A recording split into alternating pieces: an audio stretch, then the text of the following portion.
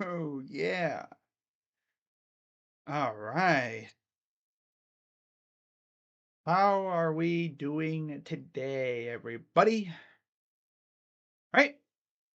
How are we doing? What's up, Anthony? What's going on, everybody?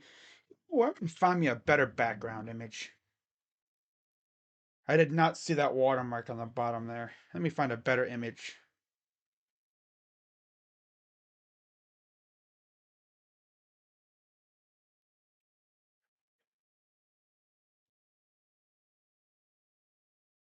I did not see that watermark there.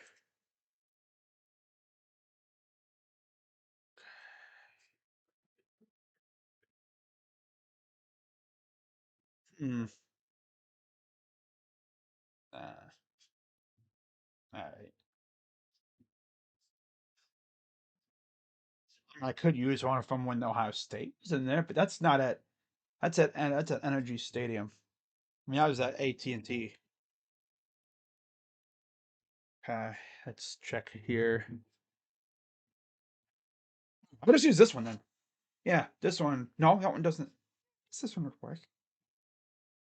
Or how about this one? Nah, that one. Nah. I would say screw it. Let's just use this one. Okay. Yeah. Alrighty. I'll get right to the whole shebang here in a second, guys. I mean, I could just extend the thing a little bit here.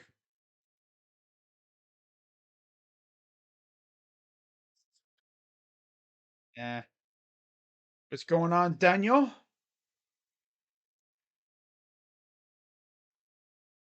Always fun trying to fix a little something, something, right? You know, as we're getting ready for this game. And then my hand just clicks the mouse and the mouse just hits whatever it wants to. Oh, this one's perfect. Okay. It's essentially the same image, but you don't have the watermark. Because, I mean, I have a lot of respect for the person who took this image. But, like, alright, let's do that. Okay, let's do that. There we go. Make sure, okay. Oh, this is a banger image. And Lee Corso picked the Wolverines to win, by the way. Okay, there we go. Alrighty. We are good to go. Alright. Oh, my nose itches, of course. It's like a tradition.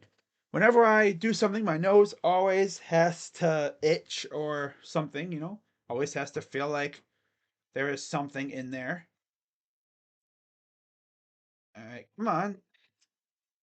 You know what? Screw you then, you piece of crap. Okay. Everything wants to act belligerent when I try to do my work. Okay, there we go. Alright, this is a little bit better. Okay. No watermark. So, where was I? Oh, yeah. What's going on, everybody? Crazy Dog back with my college football national championship live stream. As we got two teams that will be conference mates starting next year, the undefeated 14-0 Washington Huskies against the undefeated 14-0 team up north. All right. So,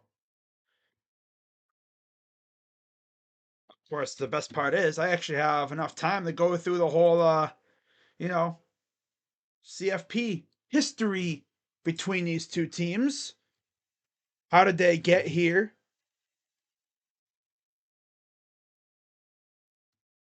Okay. I don't know why. I never pull up the stuff before I do this, so.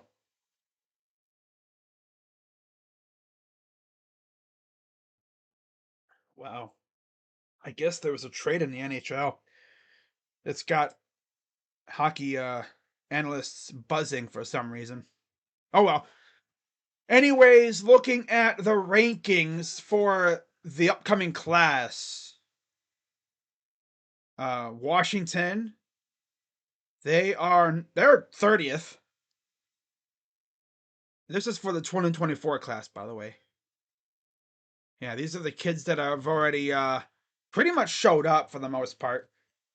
But yeah, they're 30th, and of course the team up north, who once upon a time had a top 5 class, they're 15th. Yeah. So in terms of that, yeah, two teams are going to be very fun to watch in the Big Ten next year. Now, of course, the transfer portal has added a whole new flavor to recruiting because if you miss out on a player, that makes it makes it very important to not ruin the relationship between the player and you, right? Because you never know, you might have another chance to get that player if things go sour at that player's current spot. Washington is ninth in the transfer portal, and the team up north is 26th. The team up north has brought in 2 players in the portal, bringing in a kid from Northwestern and Maryland, and then they've lost 4 players, although those players have not found a new home yet, but I'm sure it'll happen at some point. Now, Washington, on the other hand, they actually have been pretty active. They've only lost 3, but they've added 7 players. One of which is actually at the game. That being Will Rogers, former quarterback at Mississippi State. In terms of who they brought in receiver Jeremiah Hunter, who's a stud from Cal, Trey Watson from Fresno State, Sebastian Valdez from Montana State. For some reason, when I first saw that, I thought that was New Hampshire. And then Drew Azzopardi from San Diego State. And then BJ Green from Arizona State. Ethan Barr from Vanderbilt. And then, of course, Will Rogers. And then who they've lost, Dylan Morris to is that James Madison? Can't tell. Yeah, James Madison. And then Vincent Nunley and Hayshawn Lyons have yet to find a new home. So that's that in terms of the transfer portal. Now, let's take a look and see how these 2 teams got here. And then I'll look at their history and stuff because we love talking history. Yep.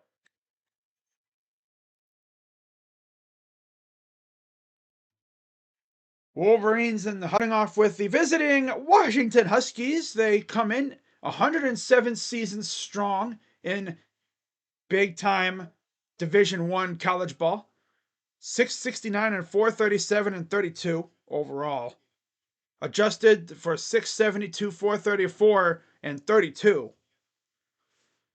And of course they've played in the Pac 8, 10 and 12, the AAWU and the PCC. Soon to be, of course, they'll be playing in the Big Ten. 20 conference championships, 1 national title all the way back in 1991. And bowl record, they've played in 40 bowl games.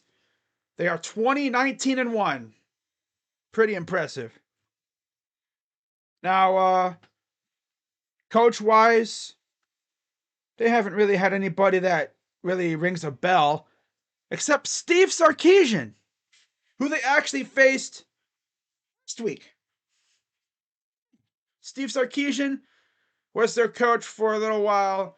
He left. They actually promoted Marquise Tuiasosopo to be their coach for a game in 2013. And then Chris Peterson took over, and he was pretty successful. They made a bowl game every year he was there. And then Jimmy Lake took over, and, I mean, he had modest success, I guess. And then Jimmy Lake left, and then they hired Kalen DeBoer, and they are 2-0 in bowl games under DeBoer, making the CFP in the second year, looking for a national title. Pretty impressive. Very impressive stuff. Now, for the Wolverines, obviously they've had some pretty down years. Harbaugh shows up, and they actually have a little bit of success for the most part.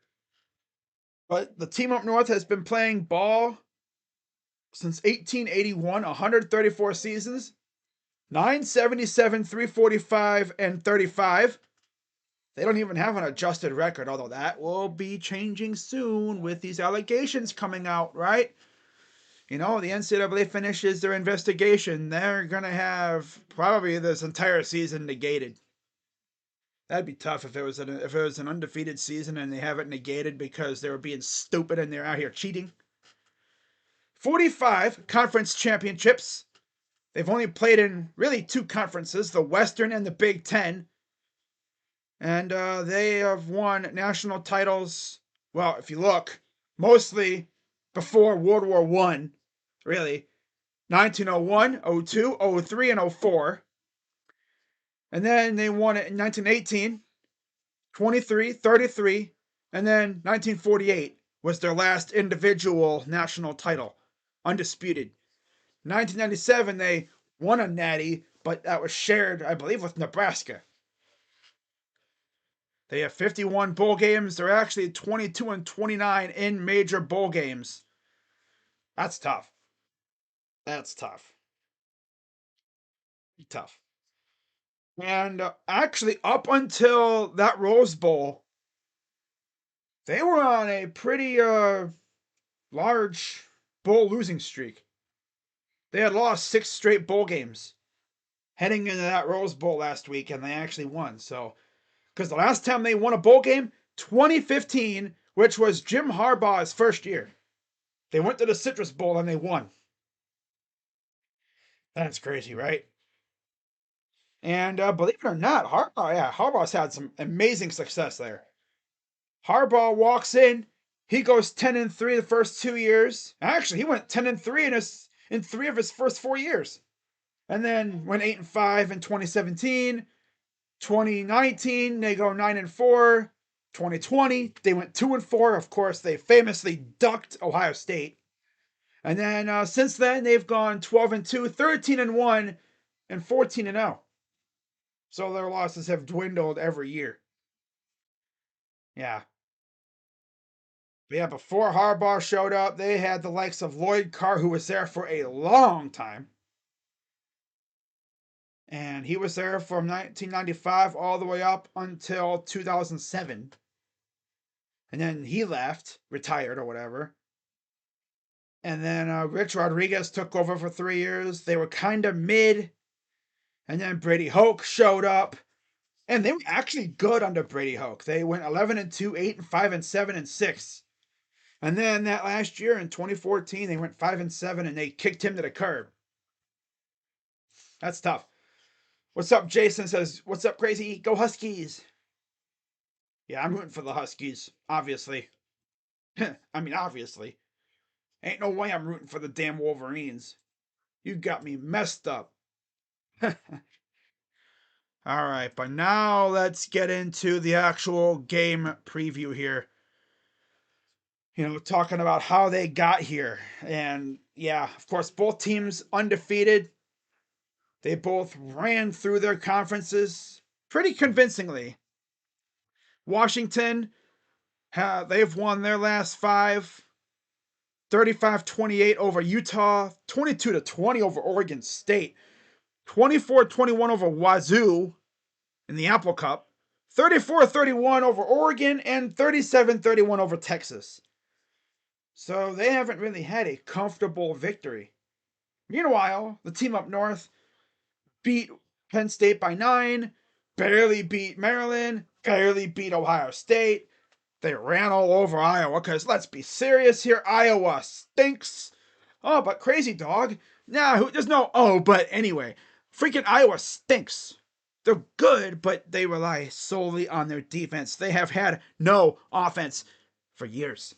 And then they barely beat Alabama. So, yeah. Both teams could have easily lost quite a few games in there. And it's going to be interesting to see how things shape out, right? All right. So I heard it's actually storming out there in Texas. So if you're living in the Houston or lower or southern Texas area, I heard there's like tornado watches and stuff. So please be safe. I don't need to hear about you getting launched into a tree because you wanted to go outside to look at something. If you hear a train, go inside and hide. All right.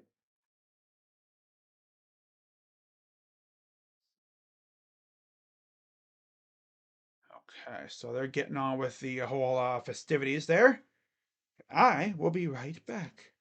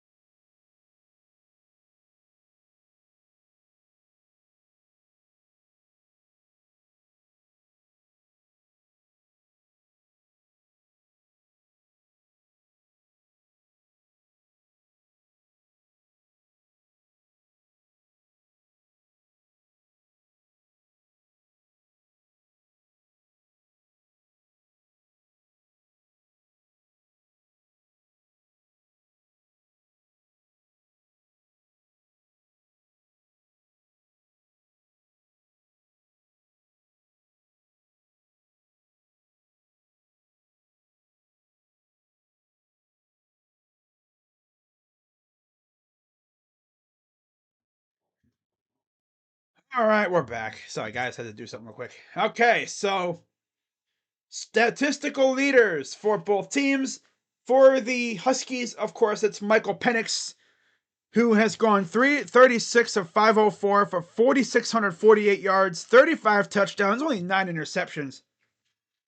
And then, of course, for the team up north, 230 of 314, 2,851 yards passing, 22 touchdowns, and 4 interceptions for J.J. McCarthy. On the ground, of course, you have Johnson, who got hurt last week. I think he's going to try and give it a go. They were showing him in warm-ups. He has like a sleeve on his one leg, and his ankle is pretty well taped up. So he's going to give it a go. 222 carries, 1,162 yards, 16 touchdowns. Blake Corum, of course, leads the way for the team up north. 237, 1,111 yards, 237 carries for 1,111 yards and 25 touchdowns. And then Romo Dunze, 87 receptions, 1,553 yards, 13 touchdowns.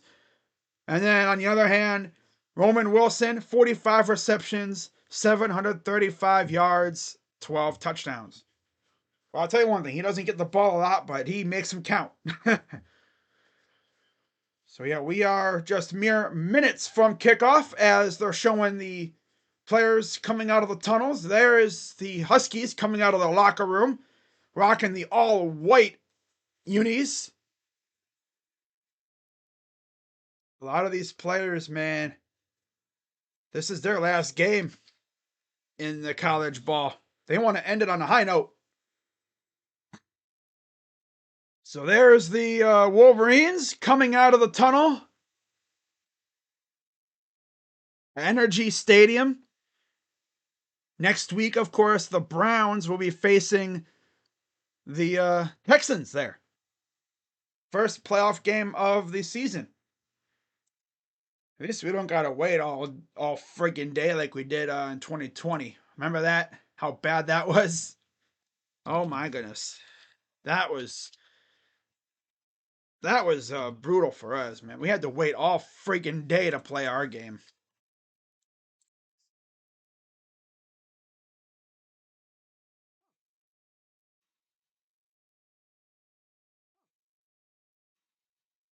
Washington kicks off, and we're underway from Energy Stadium. Here's the return by the Wolverines, and he'll be taken down right around the 15. And here we go. Yeah. J.J. McCarthy, the quarterback, appeared in 11 games behind starter Cade McNamara in 2021, and then 26-1 as a starter, third best record in FBS history. Three passing touchdowns versus Bama in 2024 CFP semifinal. Never forget, he and Cade went back and forth, and eventually JJ won the job. And then Cade transferred to Iowa. I think he got hurt. Yeah. Here's Corum gain of about 4 to the 30.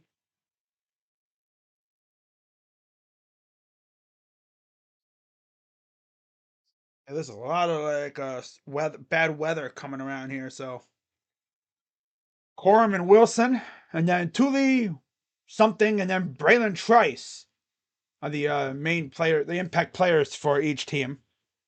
2nd and 6. McCarthy in the gun. Team up north in the all blue. Back to pass. Throws. Caught. First down.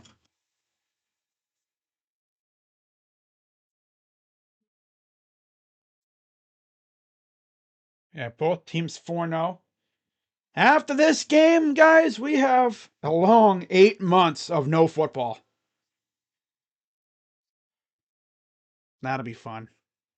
Well, at least college anyway. We still have NFL for another month or so. Still. 1st and 10. Man in motion, that's Wilson. Hands it off to Corum. And he will get a hard-earned 8 yards. Bredesen lost his helmet. One thing about this Wolverines team, they're very veteran, heavy. Like I said, they only have 3 players that I saw on that website I use that were sophomores. They start. So they're very battle hardened, I guess you could say. So there's a gain of 7. 2nd and 3. Shotgun from McCarthy. Behind him, that's Mullings. Yeah, it's Mullings. Gets a first down.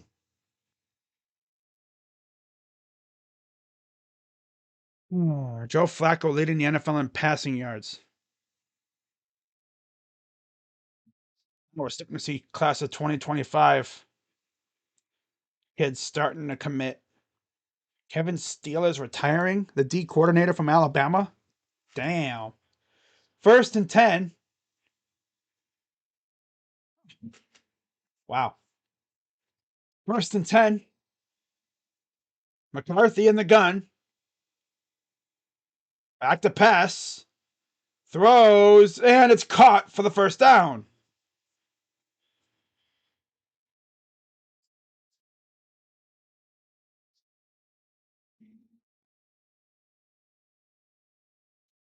Banana. Oh my God.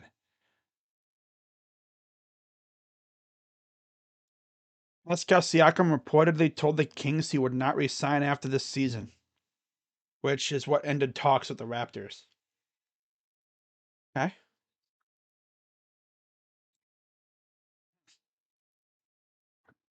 1st and 10. I'm going to run it. Mullings again. Hard, going inside the 20.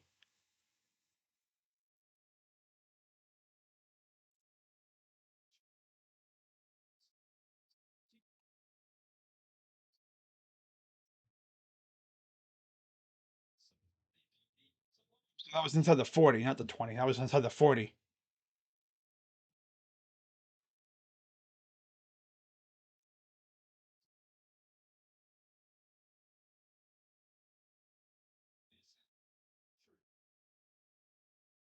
First and 10. Under center. Back to pass. Steps up. And they're going to get to him. Wow.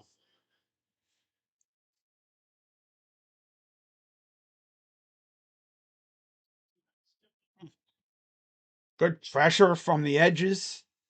Number 8 was getting in there. A couple others as well. That's Trice, and I can't see the other number.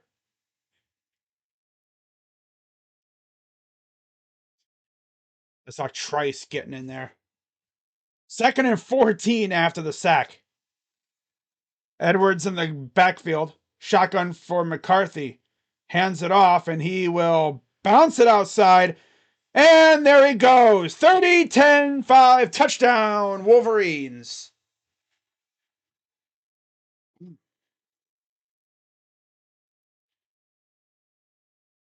Wow. I don't know if you can have a better drive than that.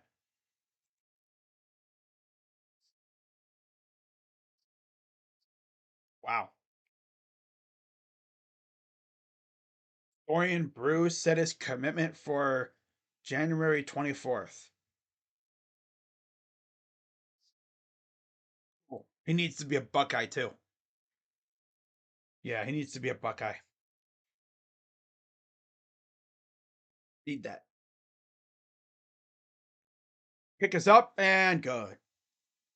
All right, so 7-0, just like that. Like I said, I don't know if you could have a better start if you're the team up north, to be fair. I mean, the only way you could probably have a better start is if you go right down the field on them, which they kind of did, but I'm talking like on 2 plays.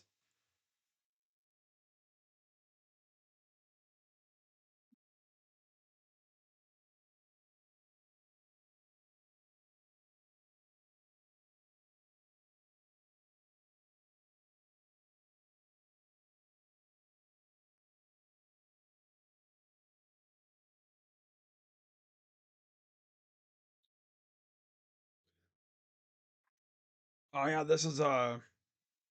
I think there's a college that actually has like a digital helmet, like a little heads up display in front of the eye to, because these guys are obviously deaf, they can't hear. So AT&T, that's pretty cool.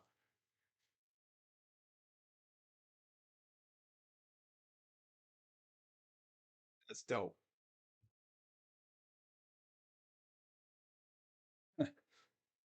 Just better hope no one hacks it. That's all I'm gonna say. Nah, I'm sure that'd be a very secure device. Wow.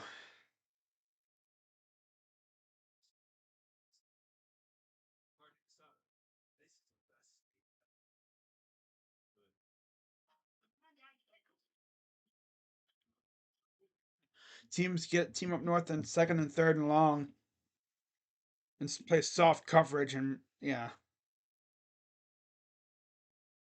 because they're stupid. That's why. Because they're stupid. Because they're stupid. Yeah, I mean that was a damn. That was almost too easy. Almost too easy.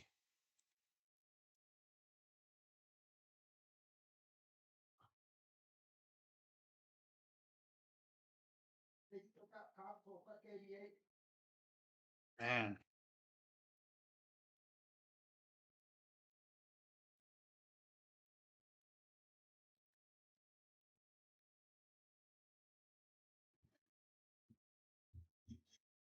I'll tell you what though. Next year's gonna be fun. Big Ten, excuse me, it's gonna be it's gonna be a bloodbath next year.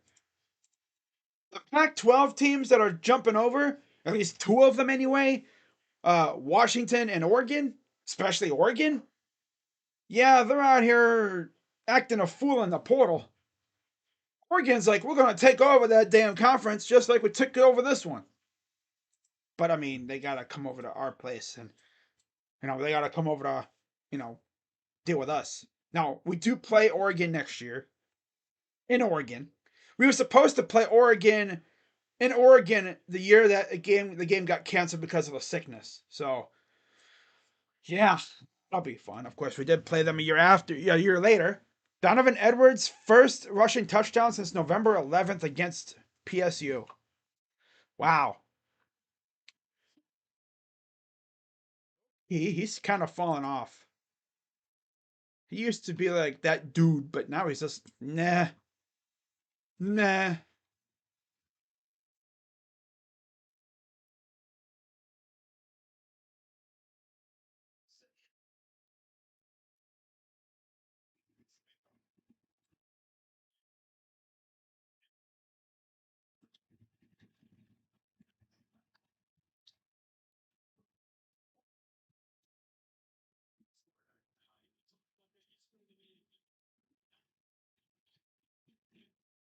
Here's the first run by Johnson, and he'll get about 6.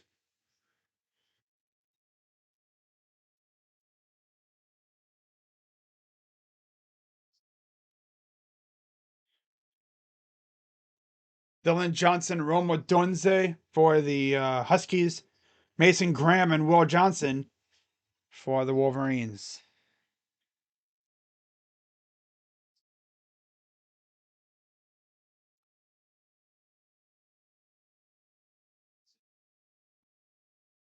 The pass, Penix, nice throw, and first down. Good stuff.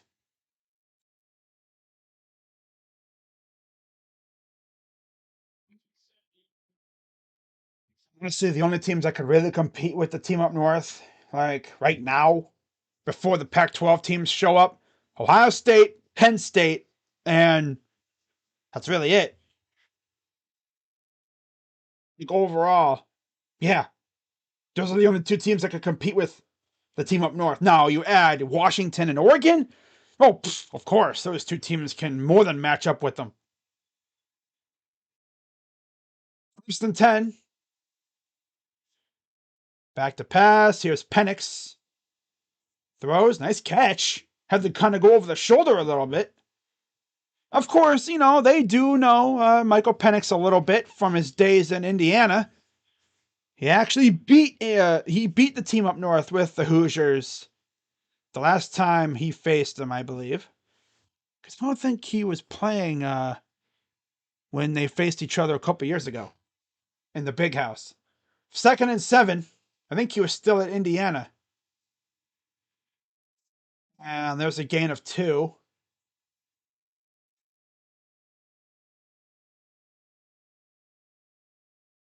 And it's honestly kind of funny too because Ryan Day. It took Ryan Day a month into the portal to start acting a fool. I think he was just waiting to see, what his team looked like in the bowl game. Which I'm not going to hate on for that. I'm not going to hate on him for that. Oh well, it is what it is. 3rd and 5. Penix in the gun. And oh, now he ducked under the tackler, and Johnson gets a first down. Ooh, that was a nice little duck. So psych. They thought they had him, and he just ducked under the tackle. Good move. Nice move. Went under Saab, and there you go. 1st and 10 in Wolverine territory.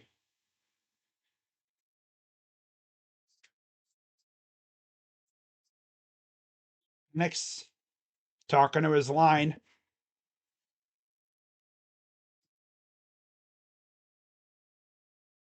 Shotgun, back to pass, and it's out of bounds. Incomplete. There was a free rusher coming in there, so didn't have a lot of time. Dylan Johnson, 67% of teams' rushing yards. He's on the sideline right now, getting his maybe feeling his ankle, maybe not feeling so good. I mean, he's not 100%. He's probably less than like 60%, I'd say. He's probably like around 60, 70%. So obviously that ankle, he hurt it real good last week. 2nd and 10. And there's whistles. Penalty, so this play didn't even count.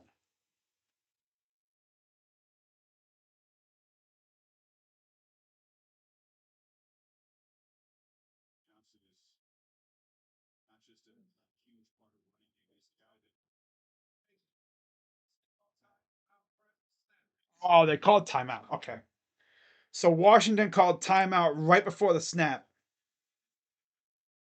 All right, so they got saved there a little bit. That would have been a legal formation. Okay. Eh.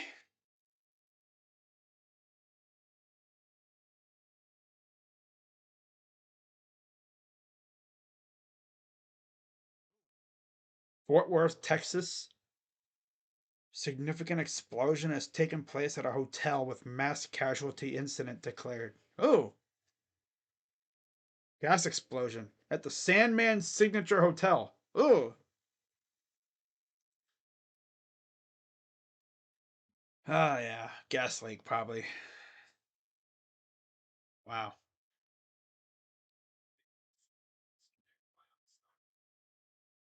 wow. Every football team in Seattle has shitty ass run defense. Can't make that up, right? Seems like it. Jaime Jaquez Jr. is expected to take part in the dunk contest. All right. Oh, well, all right then.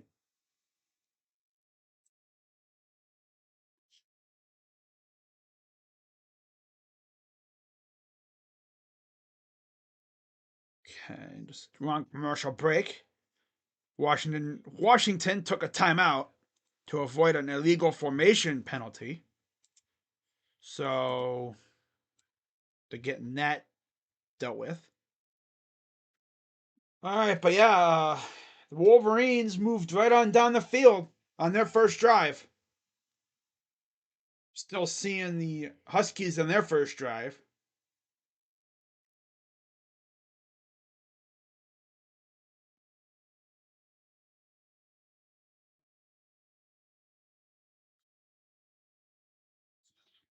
You know what I love though?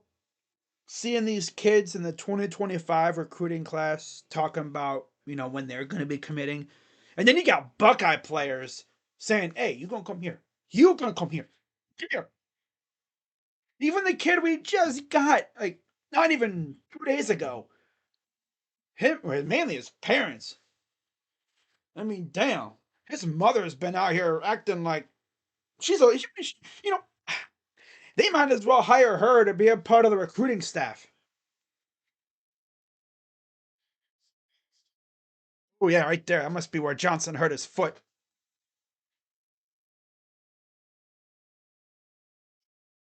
Oh, Halliburton got hurt? Oh, man. Oh, boy. Tyrese Halliburton got hurt. They said he was carried off with a towel over his head, which means not great.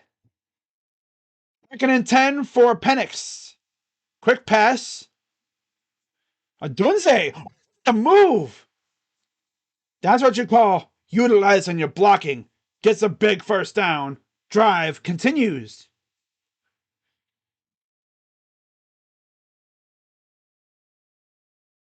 Blocking.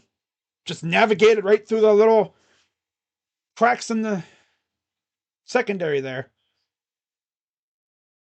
The gaps. First and 10. Penix. And he throws it incomplete, trying to get it to number 8. Second and 10.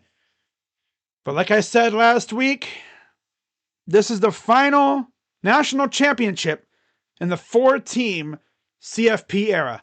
Next year, there's going to be 12 teams. And that means you're going to have home game, on-site playoff games in the first round.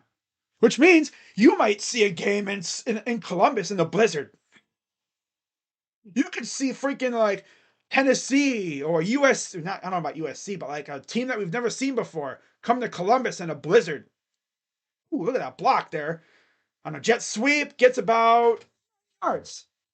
Like you could see if Colorado makes it, you could see Colorado versus Ohio State in the shoe. Oklahoma versus Ohio State in the shoe.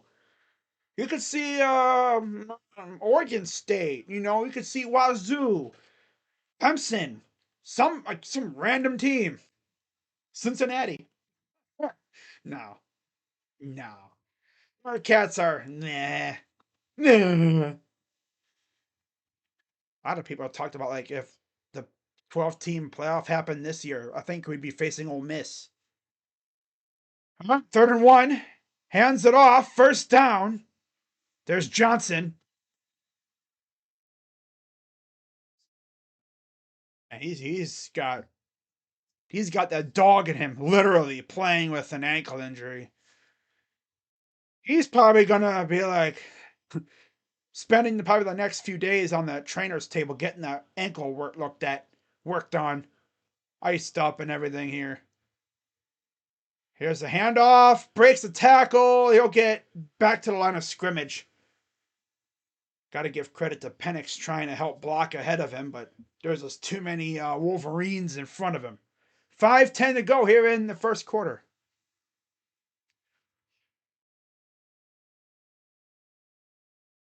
Yeah, see, just got slowed down there, and then reinforcements showed up. Leg slipped out from under him on a drive after falling awkwardly. Oh. Second and goal at the 10. Or inside the 10 at the 9. Here's an end around. And Polk gets hit out of bounds, a gain of about 3. Third down. Yeah.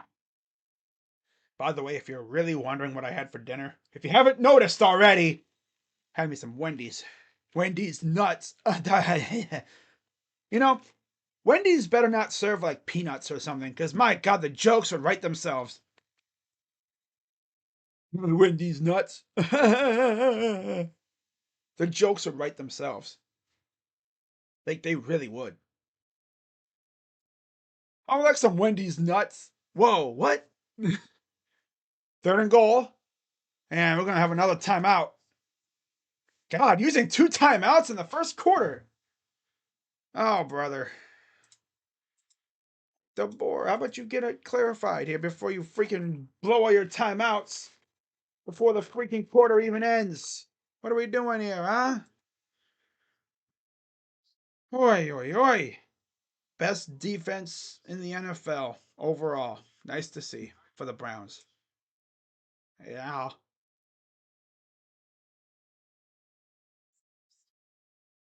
Nostalgia from your childhood. Movie serial? Hannah Montana, High School Musical? Oh my God. And there's always so many different types of cereals too.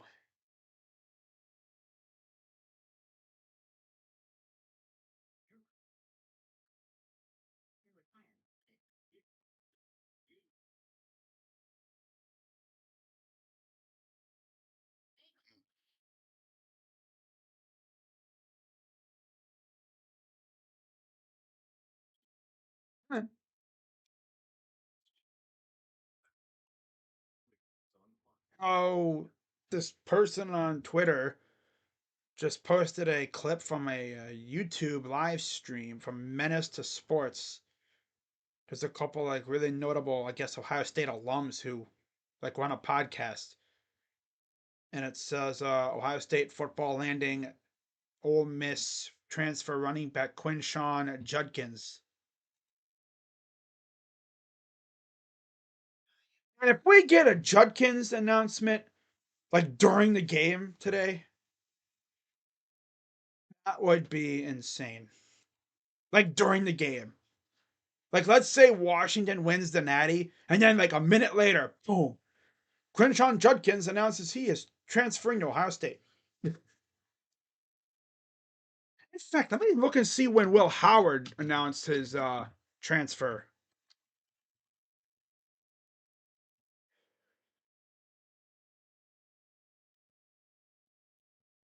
I think it was around this time, wasn't it?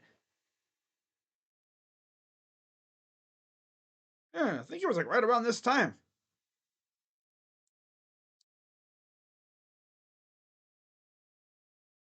It was right around like the 7 o'clock hour, 6:30, 7 o'clock hour.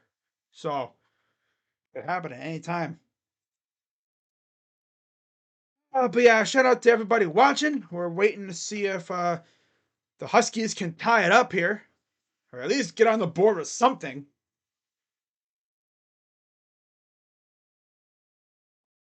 So you see, there's the commercial timer. It's cool how they have that. Lets everybody know that okay, they're back. Get lined up. All right. 12 play drive, 6 minutes elapsed, third and goal. Man in motion, I think that's Polk. And we have a 16 on the play clock, only one timeout left for Washington. 8 on the play clock, shotgun, Penix, back to pass, steps up, throws over everybody's head, incomplete, and it'll be fourth down.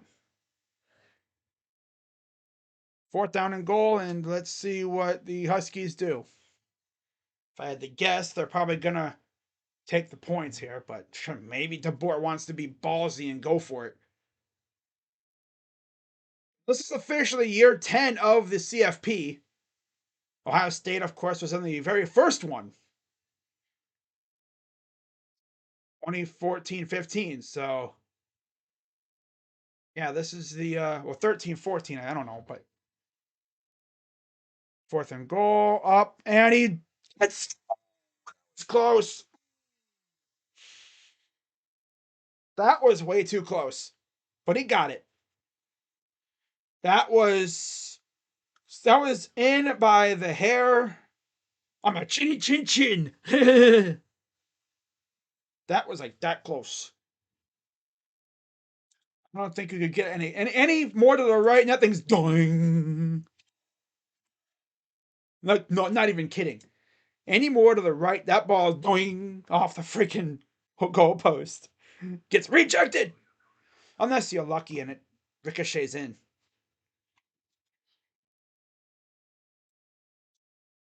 All right. So overall, they got points, but you would have loved to have 7 there. Halliburton? Ugh. JJ McCarthy wearing a Bears coat. I know Josh from the Sports Sphere is probably loving that. Damn.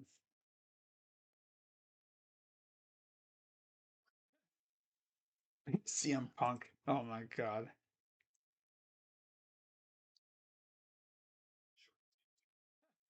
Someone on Twitter said McCarthy's handoffs are his best attribute. He's so good at giving the ball to the running back and cheering.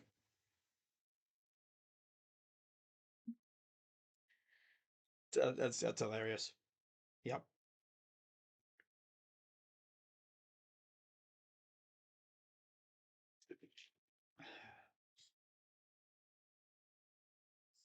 But if I have any more updates on Tyrese Halliburton, I will definitely let you guys know.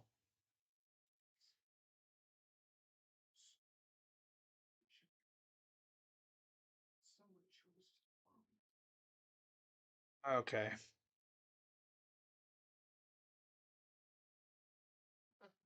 All right. So, Ohio State class of 2025 commitments are going to be starting to roll in here real soon. That's for sure. Because we've already gotten a couple crystal balls for Zahir Mathis for 2025, which means when he eventually commits, which will be on Wednesday, I will do a video on him for show. Yeah, because of course for the class of 24, there's not too many more names to be put out there. Pretty much the class is already finished up. It's just some guys sign in February. You could still have some guys committing, but yeah, not too many names left out there.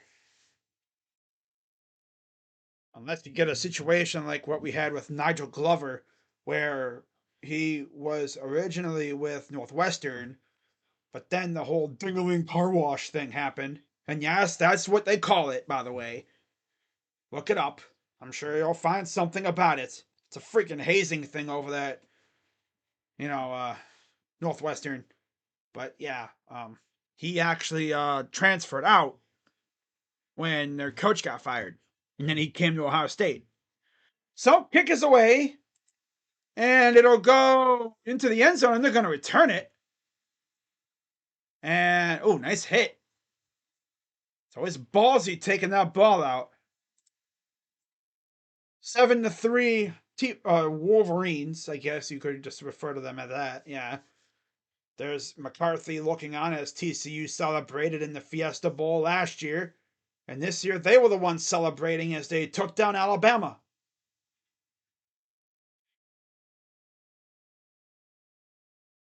Number 5 QB prospect in the draft. If he were to come out, that is, he might stick around for another year. But we'll see. It might depend on what happens tonight. If they lose, I could see him sticking around, but who knows? 1st and 10. And there's Corum. Got 2 yards.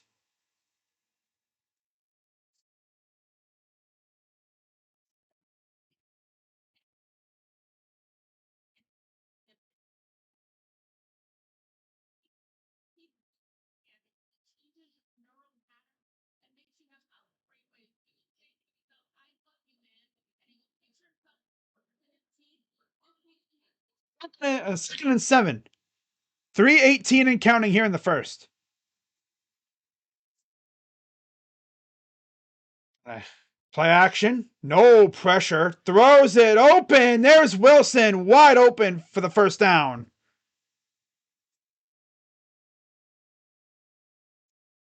Of course, they're going to cook freaking Washington. Wow. I think Washington will keep up, but their defense is just getting cooked at this point.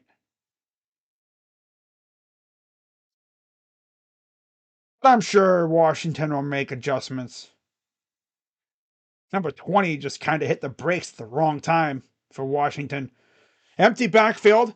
Corum up top, the very top. Back to pass. Throws. It's intercepted. Be careful there. Sheesh. Corner was right there, but it just hit the ground right before it got to him. That was Jackson on the coverage.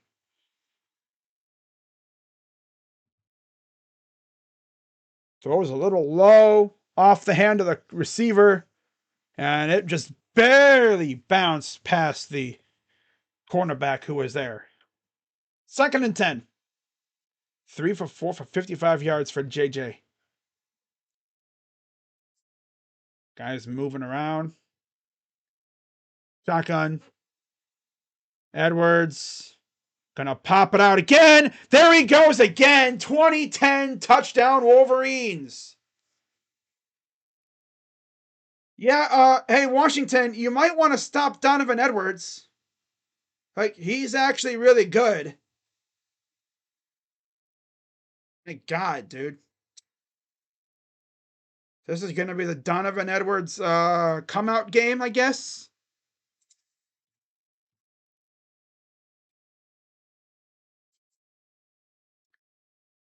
Extra point coming up.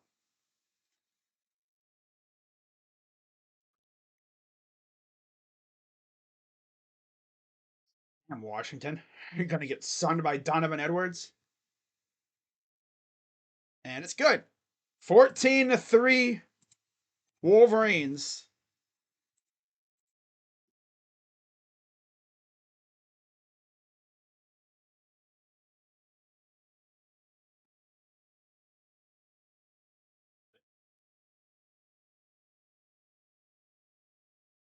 Dorian Brew. Oh, there was a Alex Gleitman put in a crystal ball for Dorian Brew today.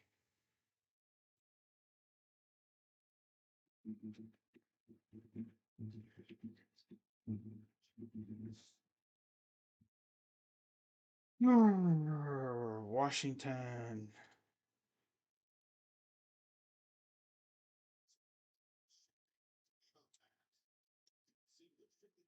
Now that ankle injury is a new injury. He had been dealing with left knee injury from the Texas game, and also re-aggravation of a right foot injury.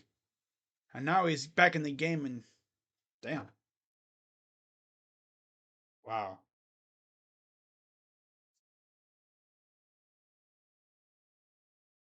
In the end zone, and they will take a knee on this one. Wow.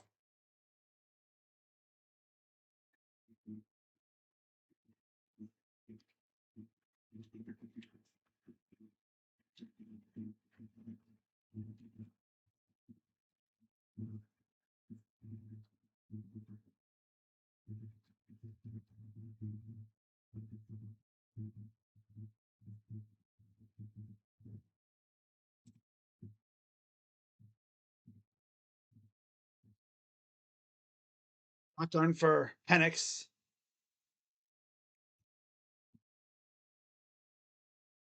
Left hamstring strain for Halliburton. Ooh. Snap. Back to pass. Steps up. He's going to take off. And he'll slide after a gain of about 7. Florida is expected to hire Auburn defensive coordinator Ron Roberts as executive head coach for defense, co-defensive coordinator, and linebackers coach. Oh, wow. Okay. Hmm. All right, then. All right. Shotgun for Penix. Here's a pitch, and that'll get about a yard. Maybe. Oh, brother.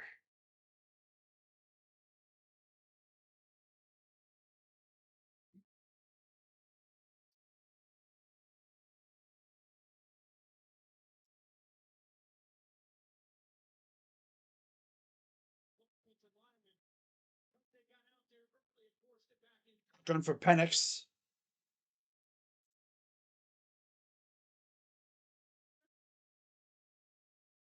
114 and counting here in the first. Back to pass. Throws. Oh, nice move, but just can't shake him. Sainris still latched on and would not let go. Only a gain of 1. 4th down.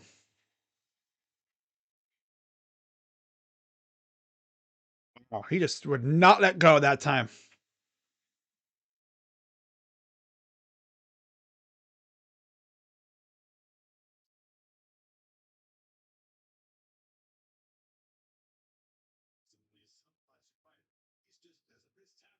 Right, here's the punt. A roll all the way to the 21-yard line. And then the Wolverines take over again, and it's been Don Edwards the first 2 drives. We'll see what happens on this play here, this drive.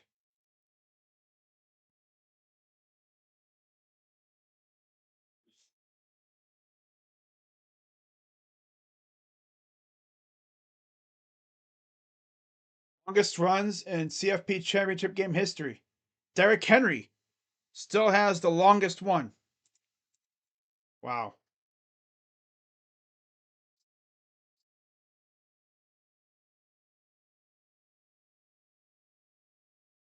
Here's a handoff, and there's Edwards again. My God, there he goes. Are you serious right now? Oh, this time they're going to bring him down, though, but it's already inside the 20. This dude, was that Edwards or was that Corum? It might have been Corum. Oh, that was Corum. I thought that was Edwards. No, if that was Edwards, Edwards would have scored. But now Corum with a big run. I thought that was Edwards. Oh well. No matter who it was, they ran right down their throat again. My God. Now Edwards is in there with Corum. And that'll end it for the first. Oh, I'm sorry. I thought they were. No, that was the end of the first quarter. Wow. We go to the second, 14-3. Wolverines. I'm so used to watching freaking Edwards as bend these guys over. It's like, oh wait, that's Corum. Wow.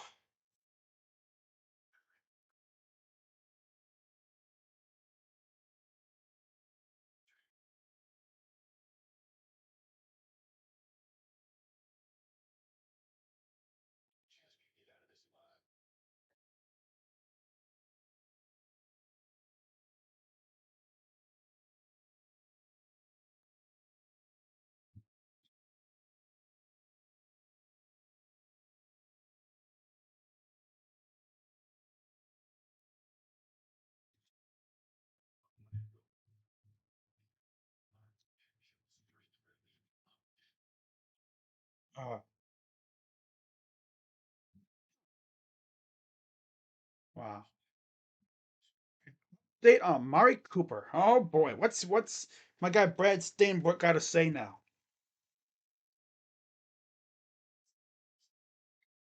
Hmm, good to know. All right, not gonna say what was said. Actually, I mean he doesn't say, but apparently Amari's feeling good. Love to hear that. They said he could have played if needed. Yeah, we didn't need him though, so of course he's gonna benefit from the week off. You know what? Maybe the Wolverines winning a natty will piss off Ryan Day to the point where he actually becomes a serious coach. He wants to beat every team's ass every week.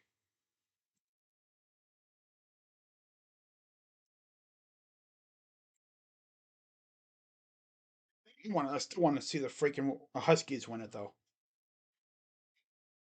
CFP ESPN discuss a new deal that would give ESPN control of college football playoff rights for the next 8 seasons. Okay.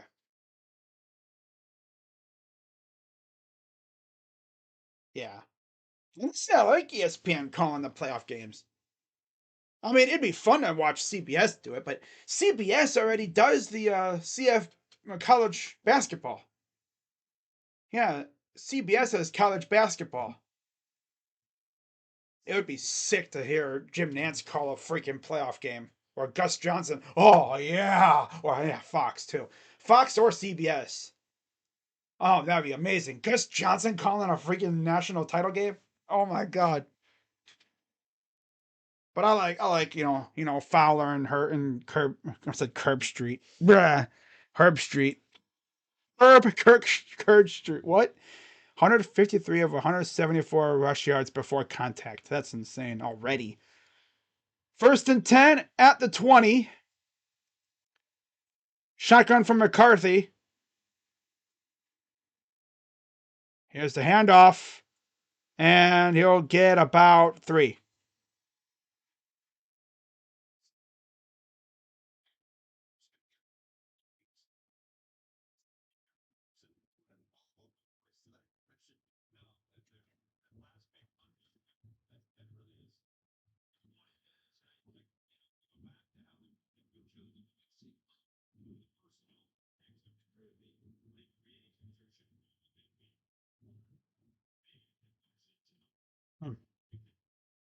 Second and 7.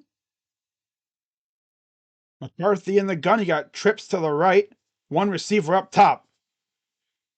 Hands it off. That's Mullings. He'll get about 2. Maybe another 3 yards. It'll be third down.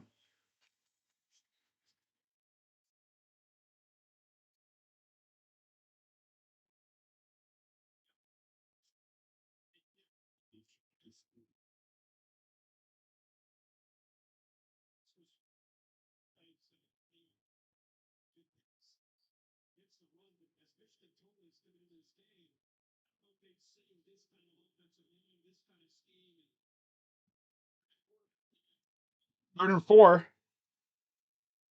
he's going to call timeout. Did not like what he saw and was quick to call timeout.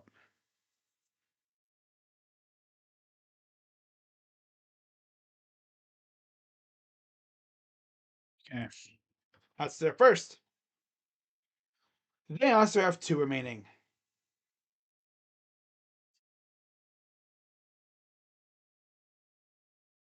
Chargers requested an interview with Raiders DC Patrick Graham.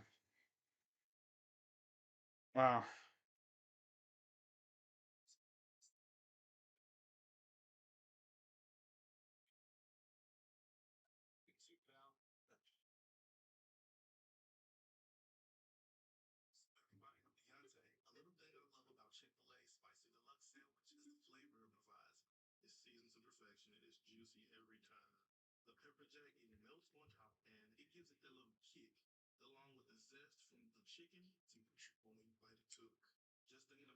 Uh,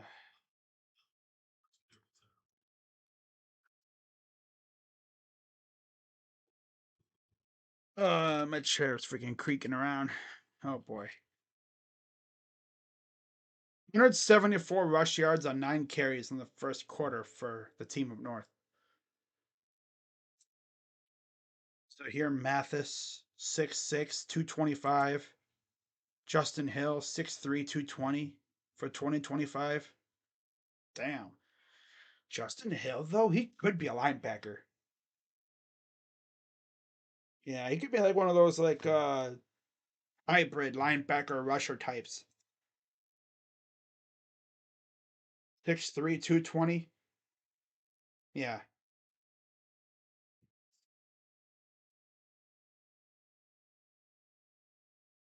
Hmm.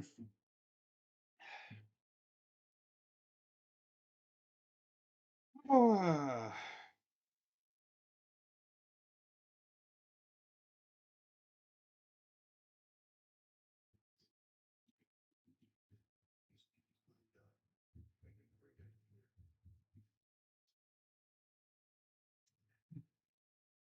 OSU really did lose because of Honda McCord. But yeah, McCord dude had some bad throws. Makes more. I mean, if you watch that stream, I was legit like considering throwing my freaking phone through a window watching him throw some of those passes. Especially like the one on the first interception where he clearly saw the corner was all over the receiver and he still threw it there. He did do a good job of taking care of the ball, but let's be serious here. McCord was a Marvin Harrison Jr. merchant. You know, I'll admit it. He was a Marvin Harrison Jr. merchant. We saw that in the bowl game too. Although we didn't have Kyle or Marv. 3rd and 4. Throws. Oh, batted away by the defender. Jabbar Muhammad forces the 4th down, and they're probably going to come out with the field goal unit. Good job to play that ball.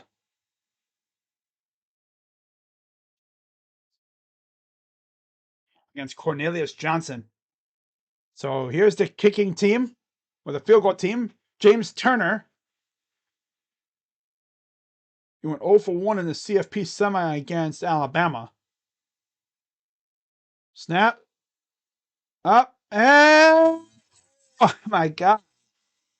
That one just barely hooked inside the left upright. Any more to the left, I think would have went doing. Oh, my camera freaking glitched again. I love it. I froze. Oh my goodness. Oh, yeah, my camera quit on me. It's 3-0.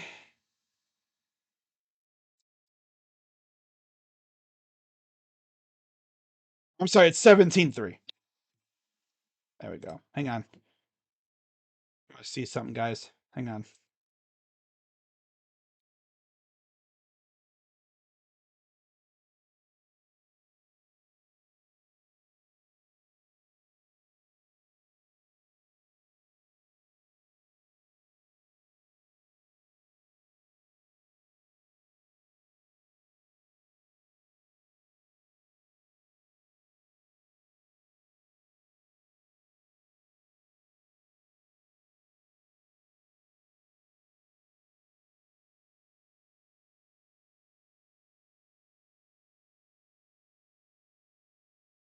Quick.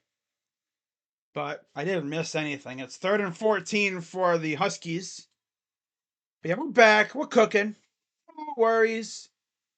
For once, it wasn't because of my crappy internet. It was actually because my camera quit on me for a second. I had to go fetch it real quick. My camera glitches, I guess, when I move too quickly. So I can't do my usual spasming out, when I act a fool. Because otherwise my camera will say, nope, you're done. I'm out of here. My camera literally just said, this is what my camera pretty much does. It just gets up and walks out. And it freezes. And then I try to refresh it, and it doesn't refresh. Literally says, I'm outie. Bye-bye. All right.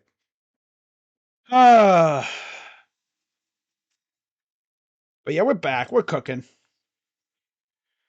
We're cooking with the good stuff now.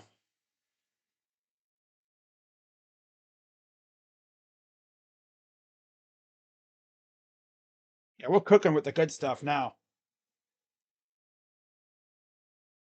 3rd and 19. Penix back to pass, throws, and it's caught. They'll get past midfield to about the 47-yard line of the Wolverines, and that's about all they're going to get. And another punt coming up for the Huskies. Uh,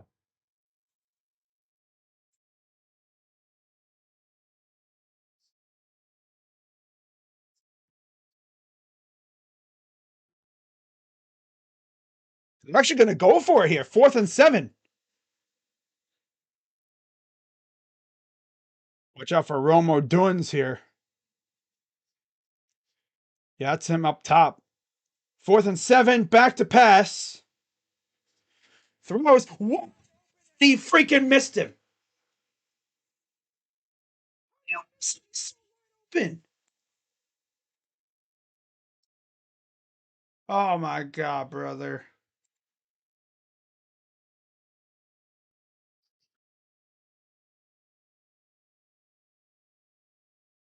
Wow. But Dunze just look at that, he's wide open. He would have had a walk-in touchdown. Although he would have fallen down because he had to lunge out to get the ball. What you gotta do is go hit, or in this case, it'd be because he's a lefty. Come on, man. That was their chance right there. Missed him wide open. Oh wow. Bruh. Bruh. How do you miss him? He was so wide open.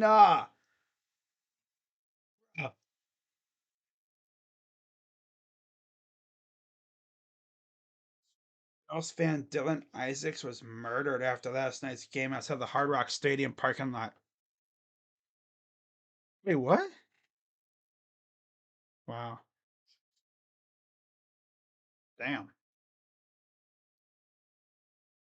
Well, you got to be careful when you're going to a visiting stadium. Those fans don't like you, mostly, especially a rival stadium. Some fan bases are really cordial, but when you go to a rival stadium and you start talking a little bit, a lot of those people, they don't talk with their fists anymore. Back in the old days, you could literally fight somebody, and then, you'd scrap, and then it'd be whatever. But now, they don't talk with their fists anymore, or their mouth, they talk with a gun. Because they're softy now, low key. Everyone talks with a gun now. They don't talk with fists or mouth. You know, that's why it's always so dangerous to go to a visiting team stadium because you can't banter with people, you know? Because if you do that and someone gets butt hurt, they pull out a Glock on you and bam, bam, bam. And then you're either in the hospital or you're pushing up daisies. You're in forever box, as one of my favorite YouTubers on here, Donut Operator, says. You're unalived and living you're in a forever box. You're in a box, pushing up daisies. What the worms? And Swiss cheese.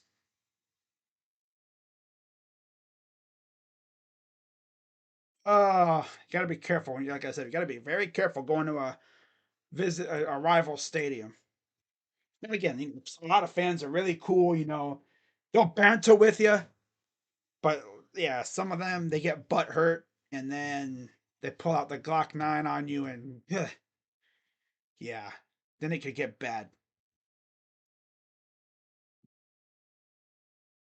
He's throwing your corner route. That was just beyond the reach of Odunze, too. Just beyond the reach.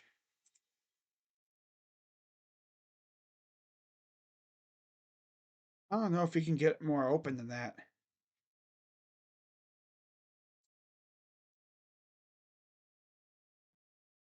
Oh, wow. 1st and 10. Shotgun for McCarthy. And they're going to run it. He'll get. Ooh, he lost a yard. Wow, they forced a loss. Negative yardage. Yay. Oh, excuse me.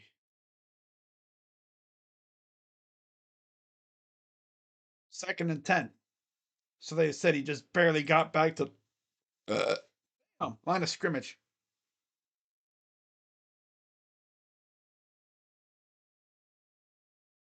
Wow. Second and 10. McCarthy in the gun.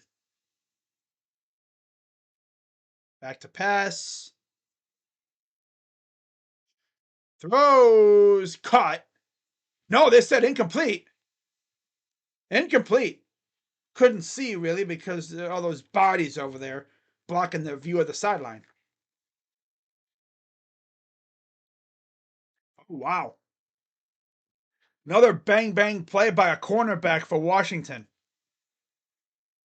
Breaking up that pass.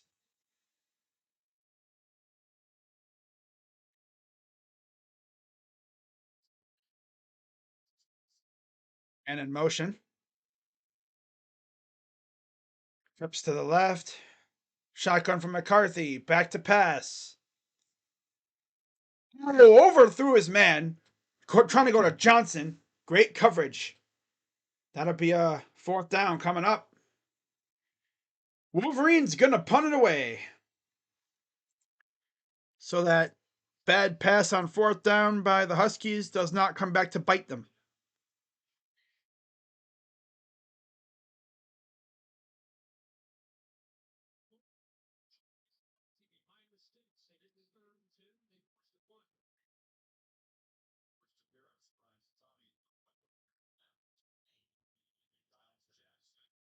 Punts away. Gonna get away from that one into the end zone for the touchback.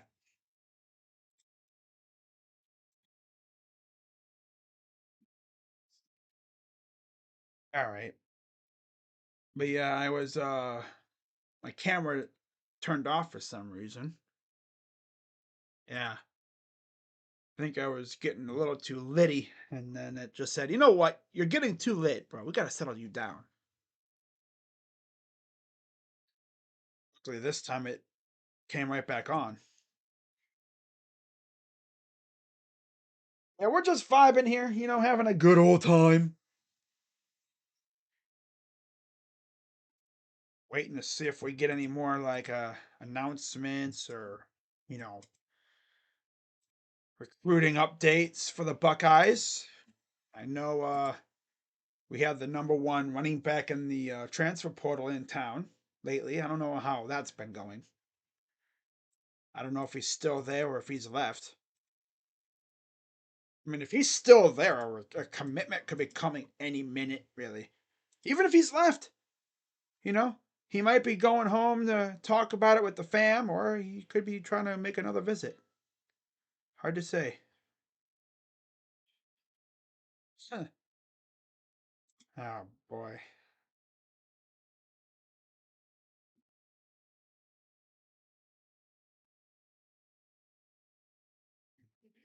Foundation welcome dinner with our newest student athlete partner, Jeremiah Smith, and his family in the Buckeye room.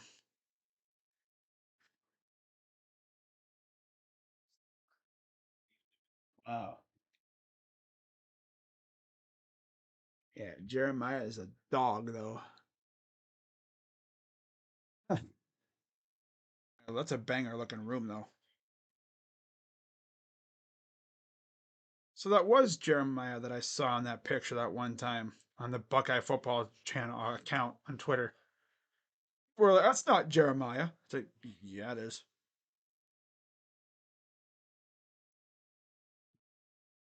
I can hear a bug flying around in here.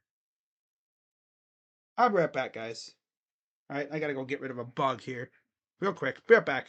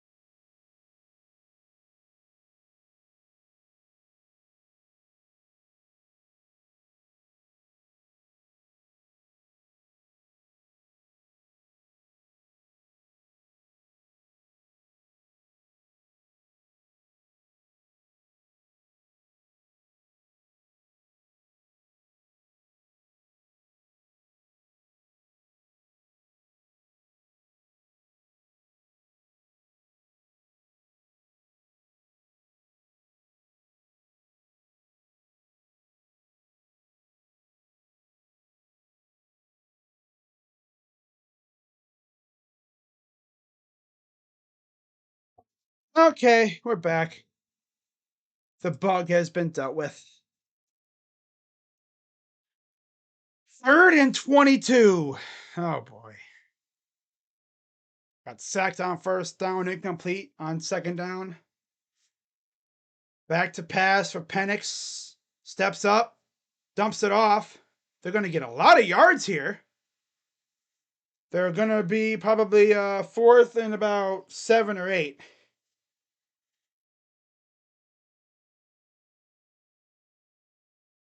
Okay, so it'll be 4th and 7. Pretty good play, I mean, just getting yards. Wow.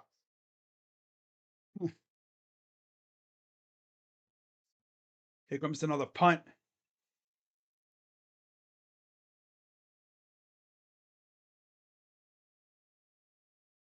And the punt's away. They're going to let it roll out of bounds. And the Wolverines will take it back over.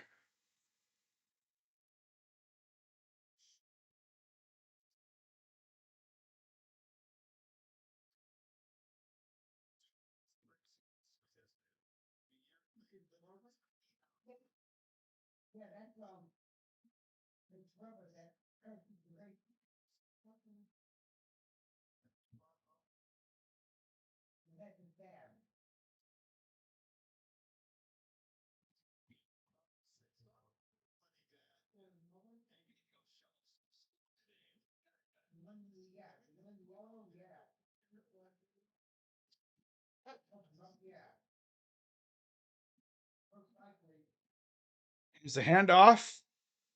Corum gets about 8.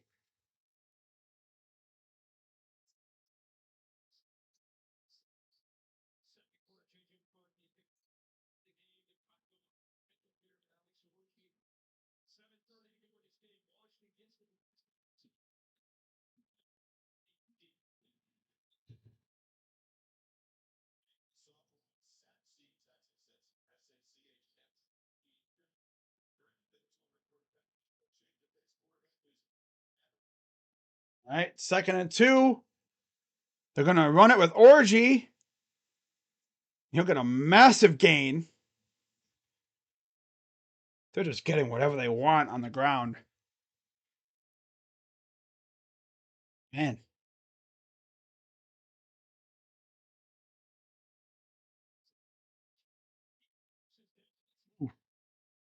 Yeah, he fully committed on the read option.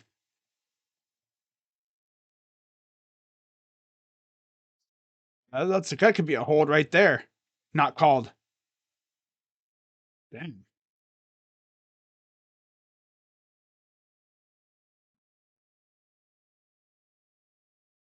1st and 10.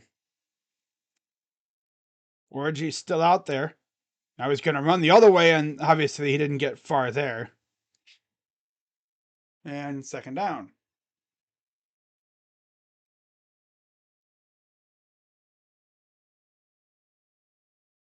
So now Orgy will come out.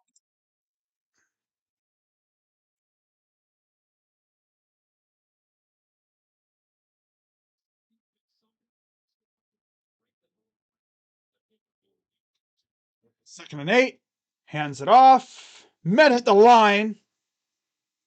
And I think Husky might have just hurt his arm. It's Muhammad. Might have hurt his wrist or his finger or something.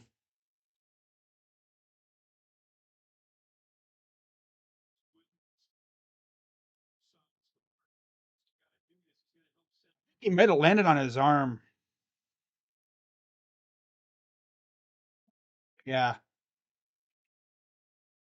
I think he whacked his arm. His right arm was going in to make the tackle, and he must have took a knee to the freaking upper arm or something, because we got dead arm. It's hard to say. It's of course. Hmm. Wow.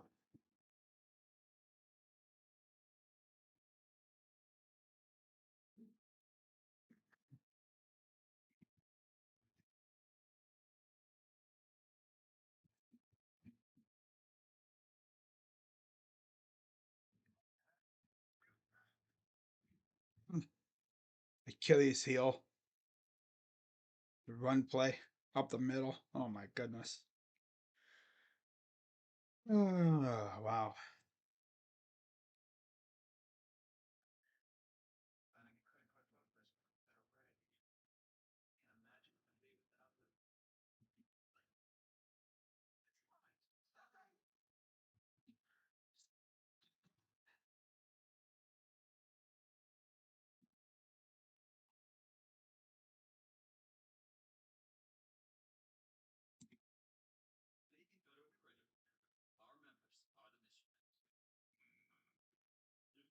This commercial is going to be so long next year. Oh yeah, the Big Ten commercial where it shows all the teams.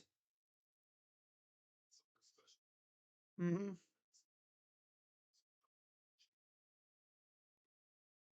Garrett Wilson will switch his jersey number to number 5, which is what he wore at Ohio State. Surprised he wasn't wearing it already, but okay.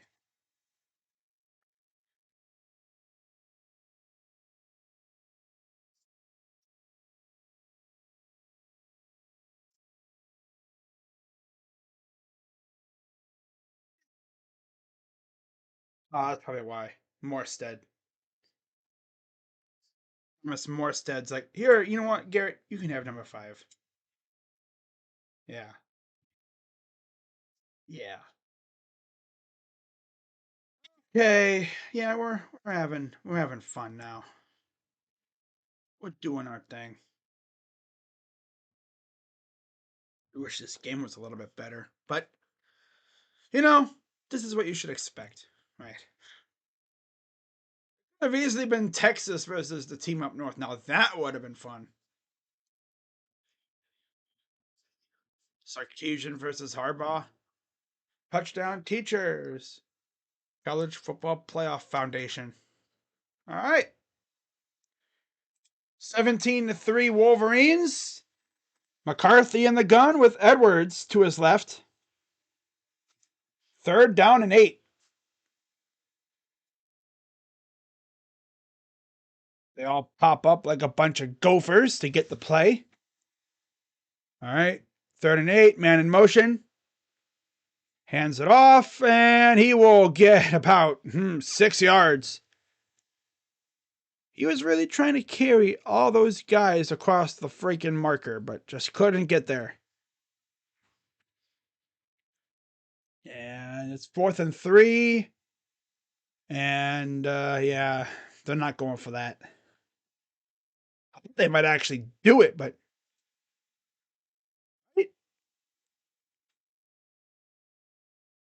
oh, they're going to kick it. All right, they're going to kick it. And we got a timeout. 4:46 to go in the half. Man, this half has gone by so quick. All right, so we got a timeout. Wolverines, they have one remaining. Pretty impressive how the Huskies used 2 of their timeouts in the first quarter, and they've been doing good since. So, good stuff.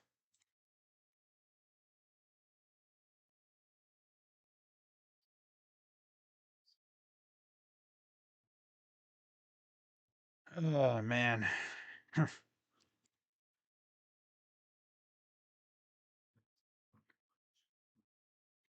Back 12 commercial. What the heck? Yeah. Wow.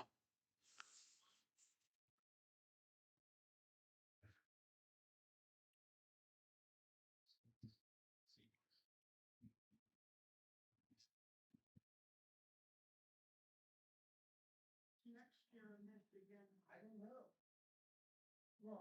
17 of 21 on 4th down. 4:46 to go here in the half. And it looks like they are going for it here. 4th and 3.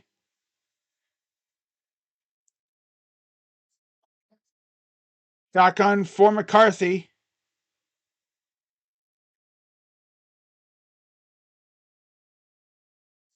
Back to pass. And it's incomplete. Ooh, big play by the defender again. Broke that up. Man, they are breaking up some passes there, man. Sheesh. Doing a great job with that. Good evening, Yusuf. Always great to see you in the chat. Good job getting that hand in there and breaking that pass up.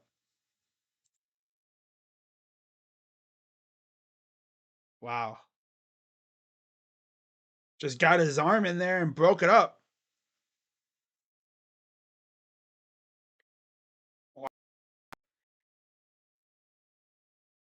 Watch play by the corner or the defender. Washington takes over. Hands it off. Big run to start off the drive. There's Johnson. I believe that was a gain of 6. Yep. Gain of 6. 2nd and 4. You see Johnson limping around. You know that ankle probably does not feel good. Not the injury that he's already had. 2nd and 4. Empty for Penix. To pass. Throws. Caught. That's the tight end. Is that Westover? Yep, that is Westover for the first down. If you're Washington, you want to try to score before halftime here. 1st and 10 in Wolverine territory. Hands it off. Here's Johnson. Lowers the shoulder and gets about 2.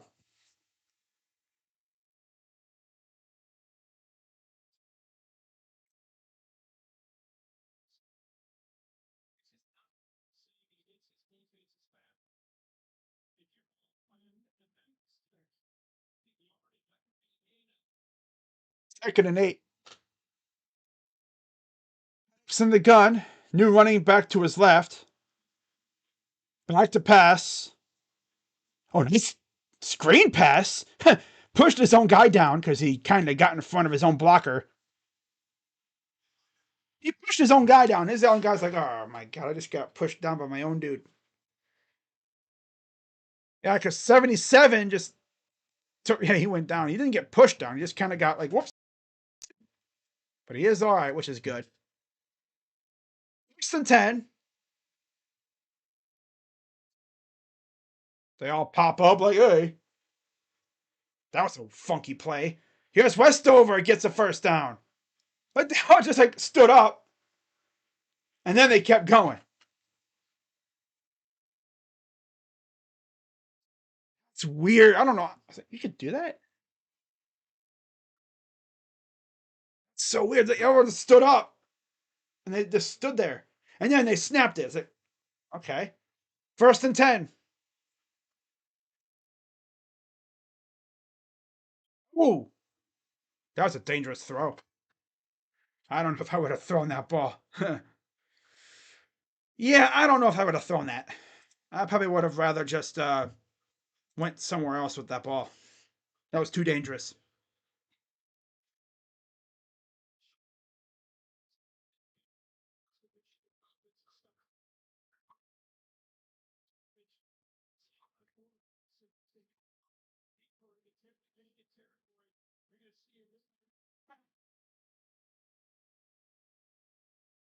Second and 10. 5 on the play clock. Penix has to hurry here. Snap. And I don't know what O'Duns was doing there. He just kind of stumbled.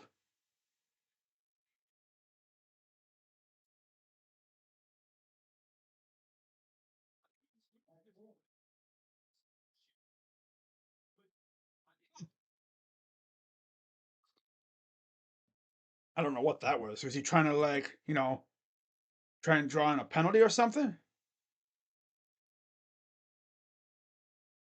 3rd and 10. That was the first incompletion on third. Or no, he's 4 or 5 on 3rd down here. 3rd and 10. Back to pass. Throws. And there's the flag. McMillan was the intended target.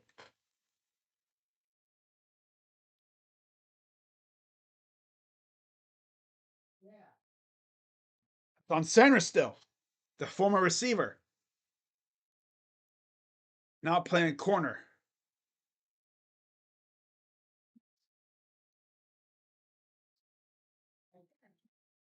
He does have his arms all around him, so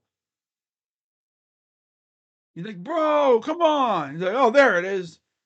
Like, shit, man, come on now.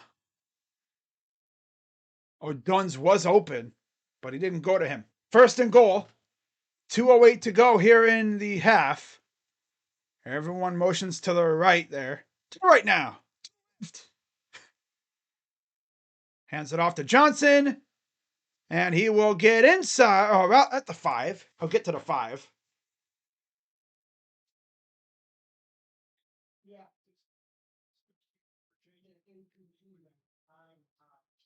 Second and goal with less than 2 minutes to go.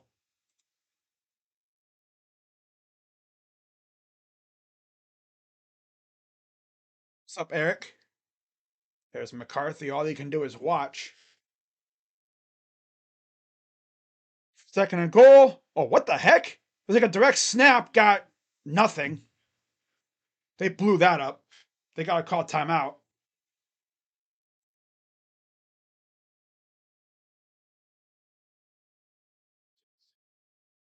Dude, they blew that up. Interesting play call there. Interesting play call. They had a hole for like a second, but couldn't hold their blocks.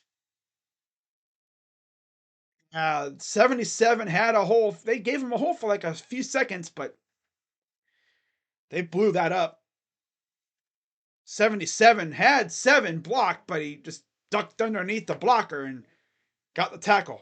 If 77 holds that block, if he doesn't let 7 get underneath him, that might have been a touchdown. That easily could have been a touchdown.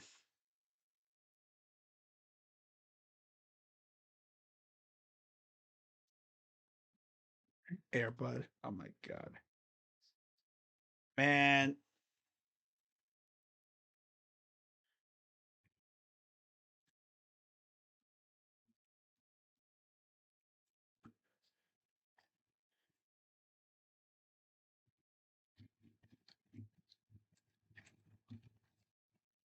Here's a handoff. He'll get to the 3-yard line. 4th down.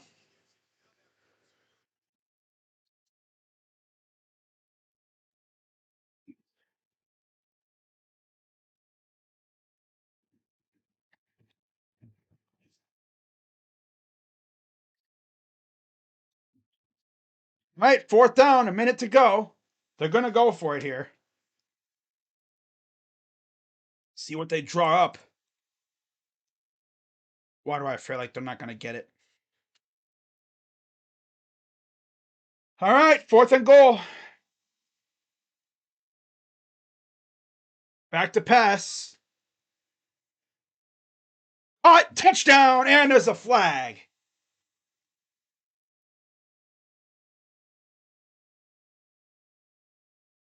They're dancing like they scored, but let's see here.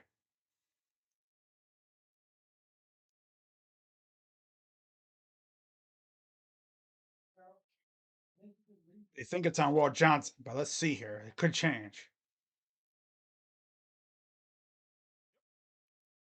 Holding on the defense. Penalties decline. Touchdown, Washington. Just like that, we got ourselves a bit of a game here.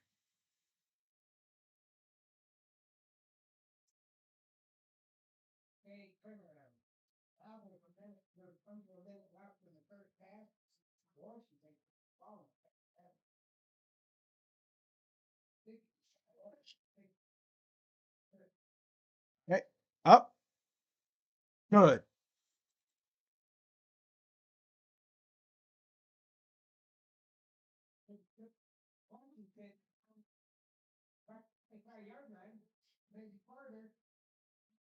Oh.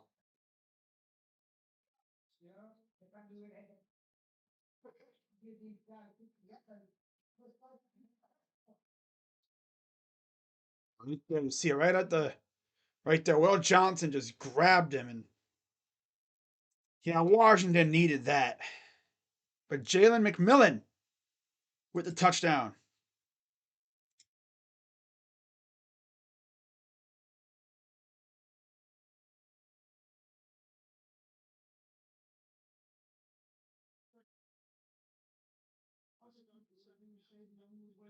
What about redeeming yourself?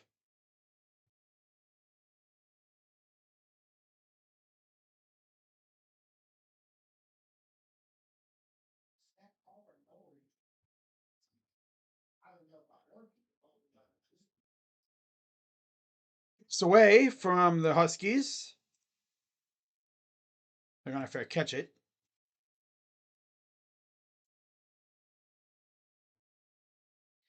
Halftime coming up real quickly here.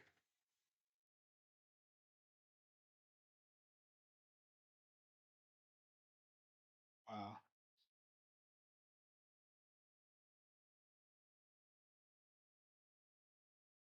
'24 national championship. Someone's adding a natty to their resume. First and 10 for the Wolverines. Only up by a touchdown now. Back to pass. Throws wide open. Tight end gets a big first down and then some. That's Loveland.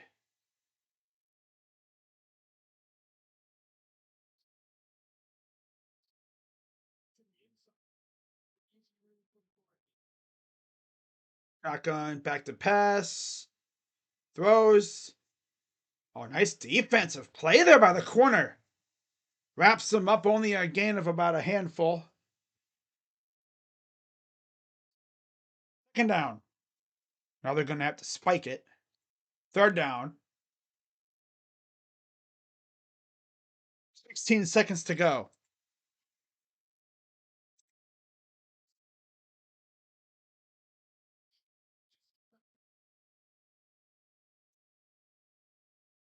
Wow. Huh. Defeating him like Derrick Henry.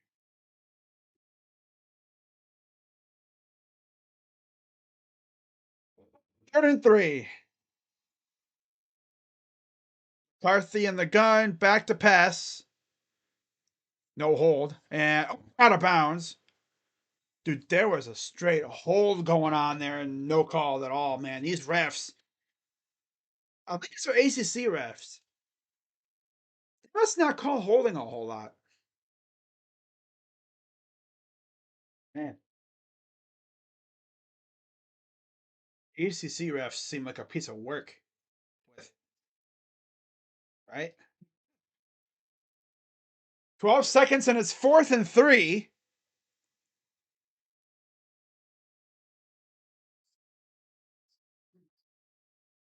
They're not going to go for it again here. Last thing you want to do is go for it again. You don't get it. And then Penix hits a freaking YOLO ball to O'Dunn's for a touchdown. Like what he did last week. One of those like just balls where he just goes yeet. Just YOLO ball, just yeet it down the field and all right.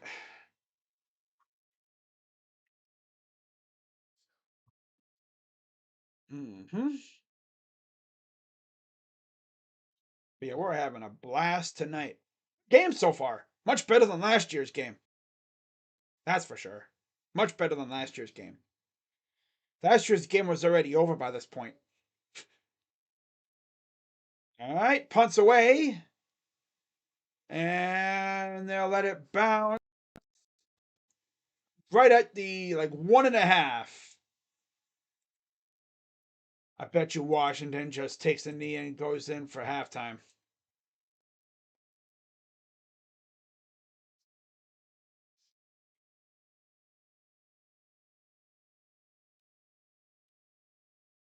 Wow.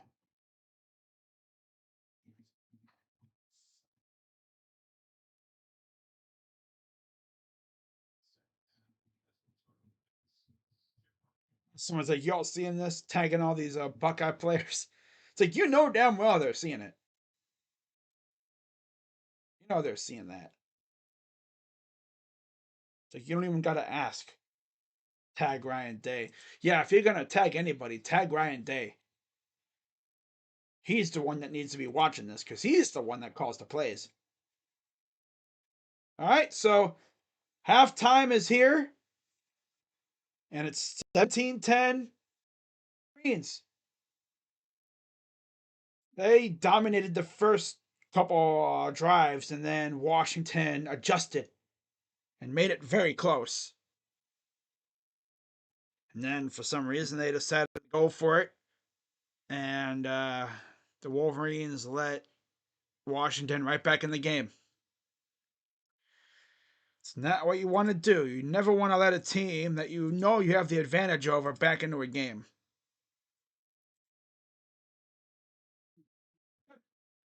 All right.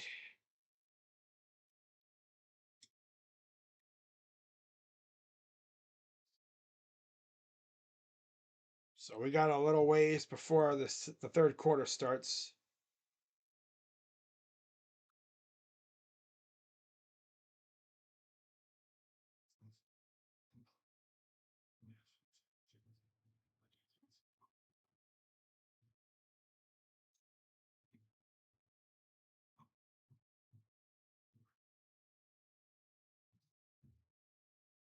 The heck? Oh,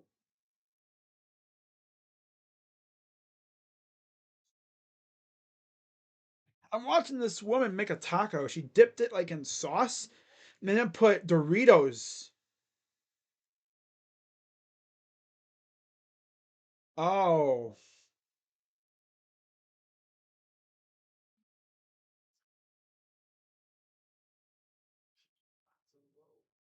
yo, she literally cooked with that. Okay. Oh, wow. And then she made it with a flat bottom. Oh, my God, bro. Dude, she might be a genius. This woman on here might actually be a genius with that.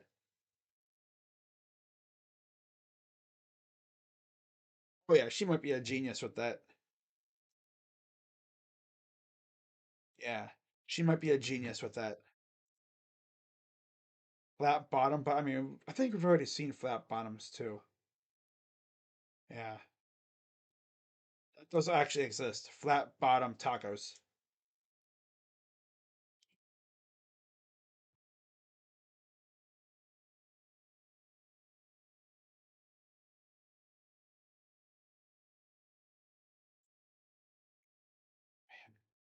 All right. Ooh. Let's take a look at the stats from the first half, shall we?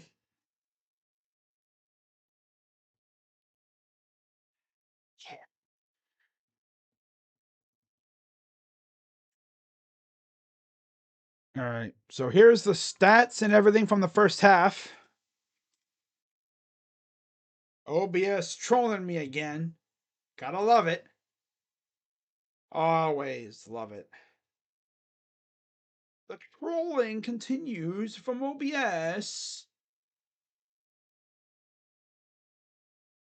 Yeah, at halftime, it is 17-10 Wolverines. Michael Penix, 13 of 21 for 128 yards and a touchdown. On the ground, they ain't doing anything on the ground, really. I mean, limited success at all. Dylan Johnson, 9 carries, 26 yards. Jalen McMillan, Will Nixon, Jalen Polk have 1 carry apiece. And yeah, they're not doing much of it, not much of anything with it. And through the air, Rome Duins, 3 receptions, 35 yards. Jalen McMillan, 4 for 28 and a touchdown. Jack Westover, 2 for 21. Jalen Polk, 1 for 15. Dylan Johnson, 1 for 15. Tybo Rogers, 1 for 11. And Will Nixon has 1 for 3 yards. And then you look at what the Wolverines have been doing, and it's like vice versa. JJ's 5 of 11 for 81 yards through the air. But on the ground, 17 carries, 209 yards on 2 massive runs by Donovan Edwards, who has 3 for 93 yards. Blake Corum, 8 for 84. Mullings has 3 for 21. And then Alex Orji has 2 for 15 yards. Yeah, the Don has 2 touchdowns on 2 carries. On 3 carries, yeah. He's kind of doing a Nick Chubb impression there with that whole thing that he did against the Raiders a while back. Remember that? That was fun. Yeah, left hamstring. That's tough for Tyrese. Left hamstring strain. Ugh. That's brutal for Halliburton. Halliburton. Yeah. All right. So that's the first half of that. Overall, a pretty entertaining half, to say the least. I mean, there was a good amount of action. We're all just waiting on this NCAA football game news to come out.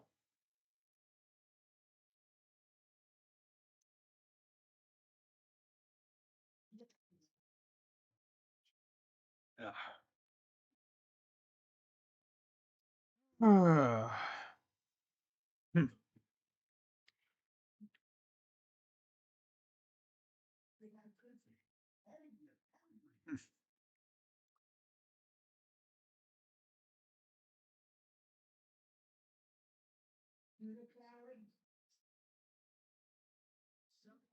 Oh my god. The heck are those things? They're like deviled eggs with like all kinds of spices on them. Oh my god. What these are? Yeah. Oh my god, brother. Ugh. Stomach gonna be having a freaking 4th of July celebration. Damn. Be shock and awe in your stomach. All right, so we're just looking through social media, see if anything has happened. Oh.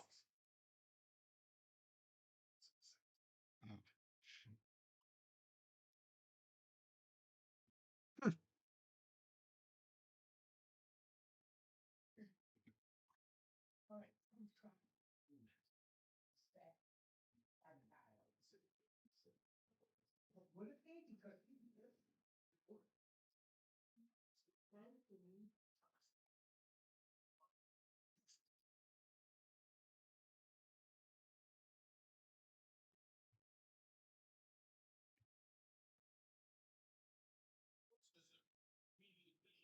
All right. Yeah, shout out to everybody watching. Whether you've been in here most of the game or you've been in and out, maybe doing some things, maybe at a party or something, maybe just hanging out by yourself or with friends. After all, it is a Monday night, so, work week. Gotta love it.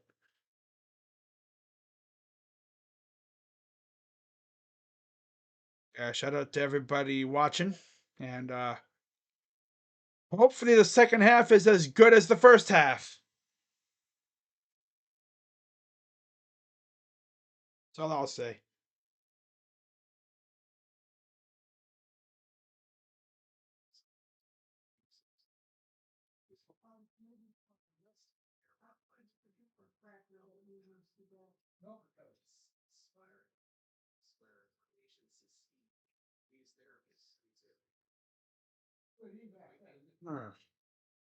Yeah. Oh,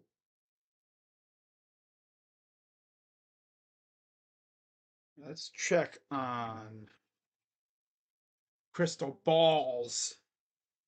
Crystal balls.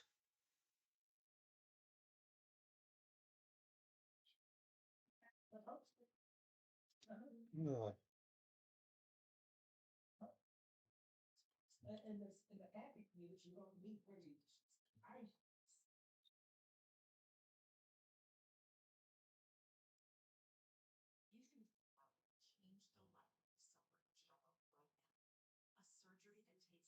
Mathis, crystal balled to Ohio State from Steve Wiltfong.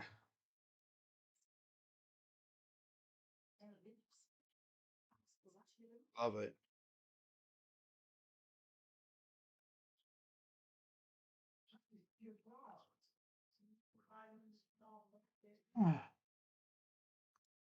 But yeah, shout out to everybody watching, man.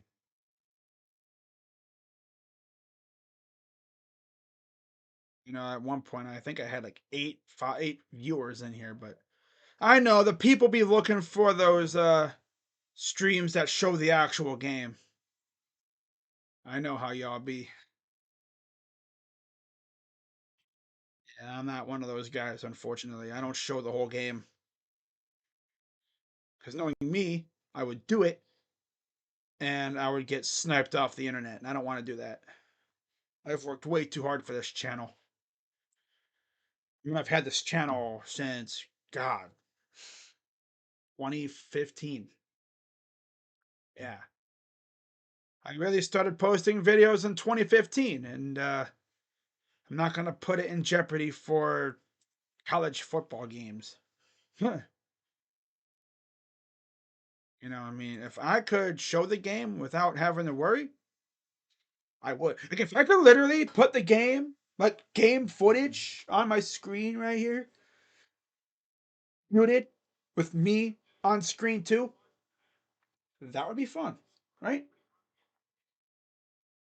Nah, it's not the way we do it here. But we should have a fun second half. It's crazy how there's already just one more half of football left in a college season. Washington is 30 minutes away from joining the Big Ten officially.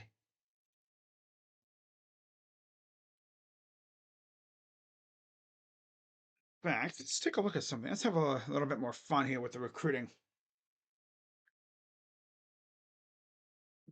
Hinton commits to Texas A&M. Dude, how many freaking players is A&M going to be bringing in the portal? Every time I check on three, there's someone new going to A&M. My God. I mean, to be fair, they did have like that mass exodus again or whatever, but still, it's insane.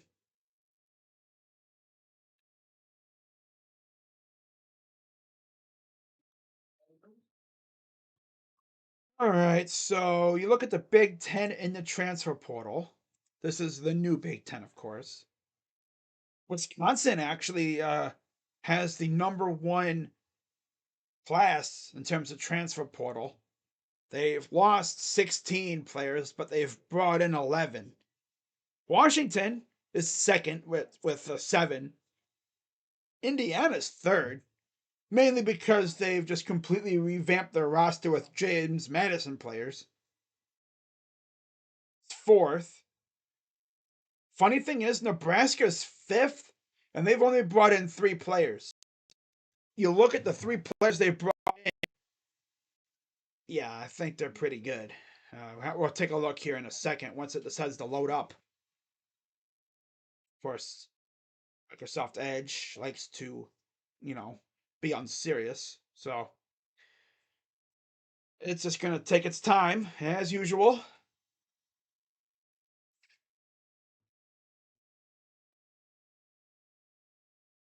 My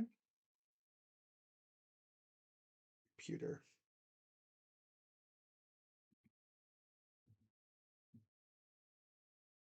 Oh, brother, it's just going to take its time.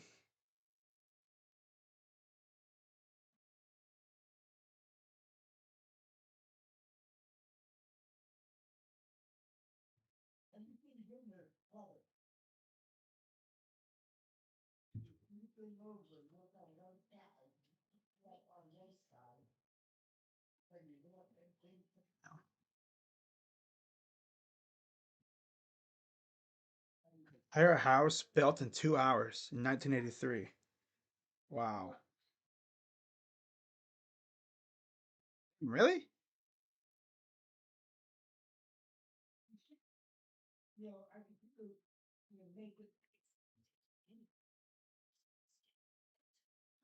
Wow. 2 hours?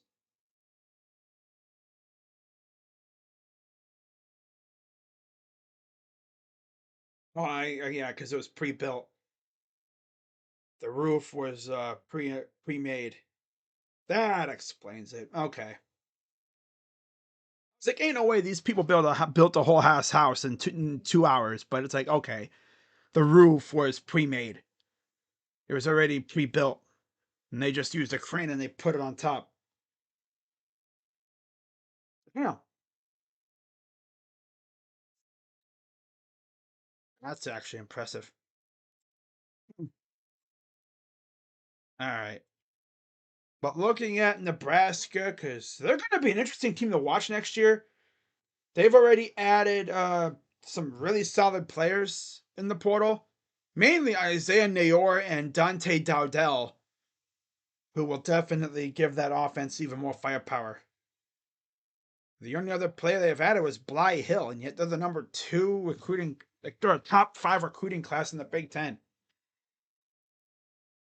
But I mean, yeah, Nayor and Dowdell are really good, so yeah.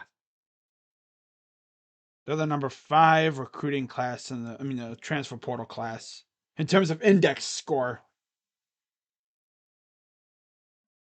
Probably because, they've added just 3 stars.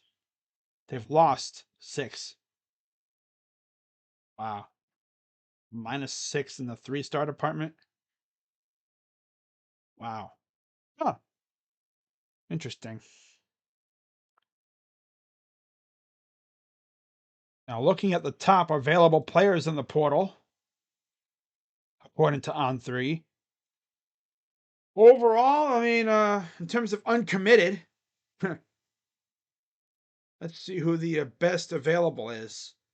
Evan Stewart, without a doubt, number 1. He's looking at Oregon. Winshawn Judkins, who I guess could be an Ohio State guy, but we haven't seen any predictions for him yet. I think he might still be in Columbus. We have to keep an eye on that. AJ Harris, Penn State Auburn. Zalance Hurd, Tennessee or Oklahoma. Aiden White, hasn't had any predictions. CJ Daniel, number 24 in the portal. He's the 24th ranked player from Liberty, redshirt receiver, redshirt junior, looking at Auburn or Florida. Only Tagovailoa. How about that, huh? He's officially in there. See where he ends up. Mikey Matthews, receiver from Utah. Corey Dyches, tight end from Maryland. Dante Cephas from Pittsburgh, from Penn State, from Pittsburgh, PA. Went to high school at Penn Hills. Redshirt senior. Caleb Ransaw. Nah. Kit Curtis. That's a guy I think the Buckeyes really, really want, but I guess we're running in second for him right now, according to the predictions. It'd be a bummer to lose out on him. I think he's the only other guy that Ohio State's really been featured with on here. Yeah. Nobody else. Well, there's Roydell Williams, running back from Bama. I think Florida State's probably going to go after him hard. I think when it's all said and done, if we do go after a running back, I bet you we get Judkins, and then Florida State gets Roydell Williams. Yeah. Okay, so I'd say we're probably 5 or 10 minutes from kickoff for the second half. Still haven't seen anything about the new NCAA football game.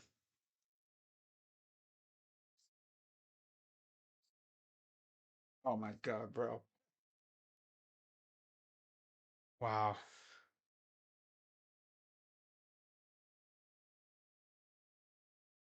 god.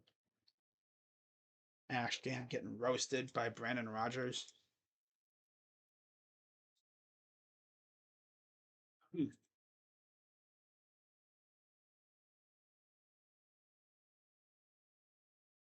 All right.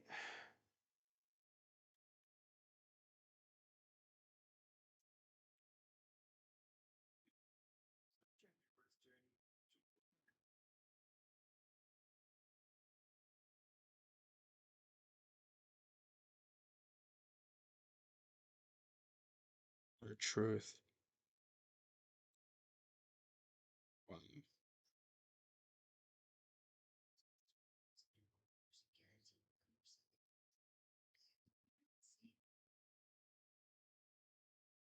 So our truth and the Judgment Day thing is hilarious.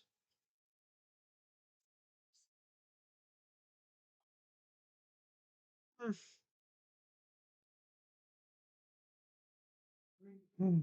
All right, we're just waiting on this freaking NCAA news.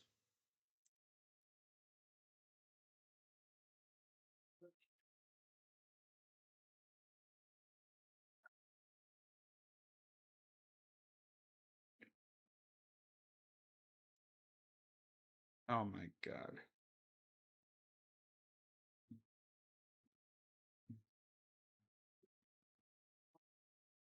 Golden retriever. Oh my god. That would be the ultimate tease.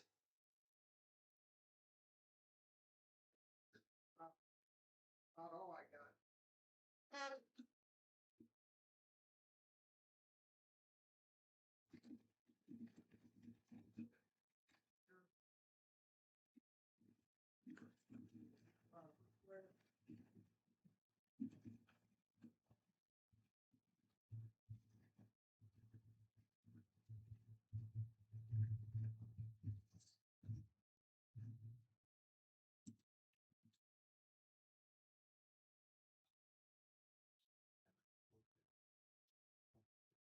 Vin Sanchez on Instagram. If I win, I hope they take it away for cheating. No, it's gonna be funny if they win it all, and then the NCAA comes out like in a week or two and be like, "Yep, it's all gone. You ain't getting no damn ring or anything." Hell nah. We wiping that whole thing out. We nuking your whole season. It's gone. And after all, Ohio State had that happen when they had the whole tattoo thing.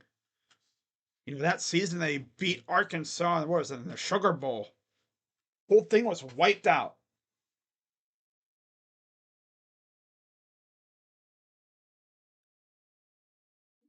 Hmm.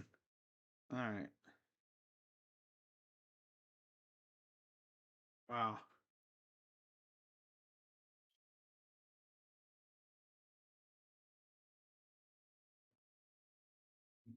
30 more minutes left in the NCAA season. That's insane, isn't it? 30 more football minutes left. Wow. So, ready for the third quarter? And it's into the end zone for a touchback. And the final half of the college football season is underway.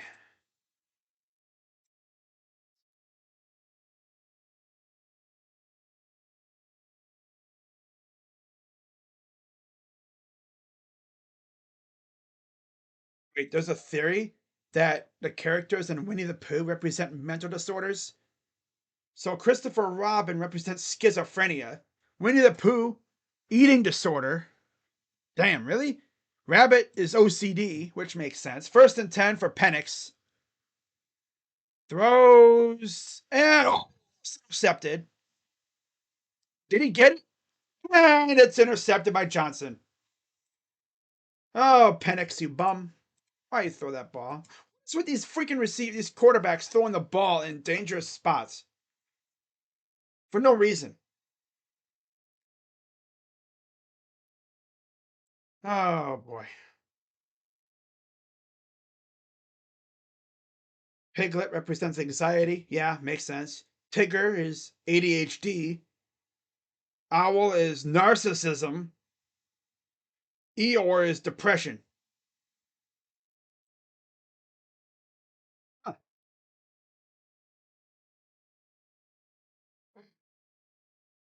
He brought it in. Wow.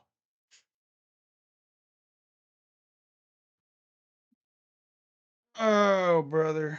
First play throws a pick. Wow.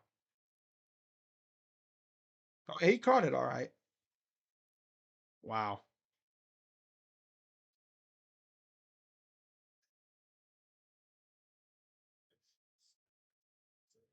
Wow. Forearm gets to the 30 and then gets pulled backwards. Oh, brother. Brother, brother, brother.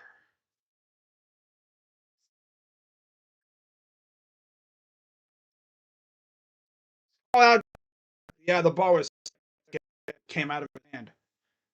It was tipped at the line, so it might have not been able to reach its target, but still, that was a tricky spot to throw the ball. 2nd and 7.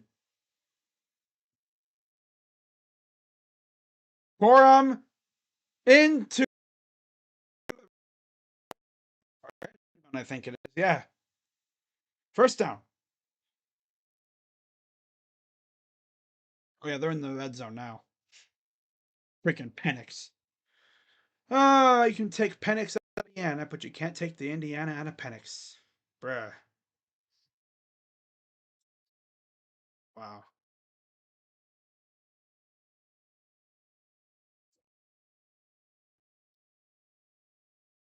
Here we have whistles and flags.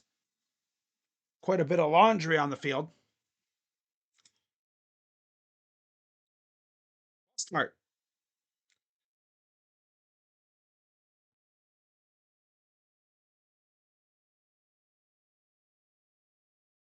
Remember when Jameis threw for 5,000 yards interceptions? When he had the 30-30 season. Yeah, with Tampa.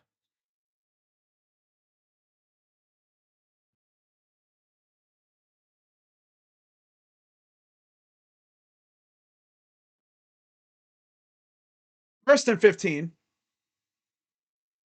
Met at the line, gets about 2 yards. Second down.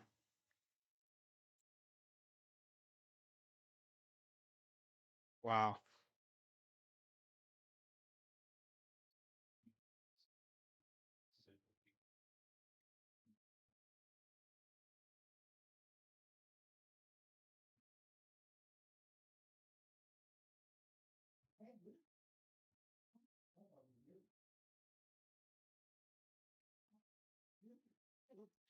Another penalty?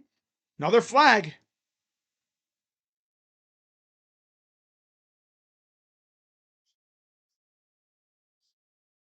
There's Sharon Moore.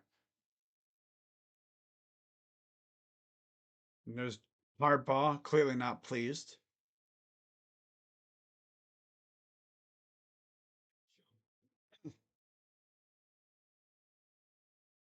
All right, 12:55 and counting here in the third quarter. Second down and 18.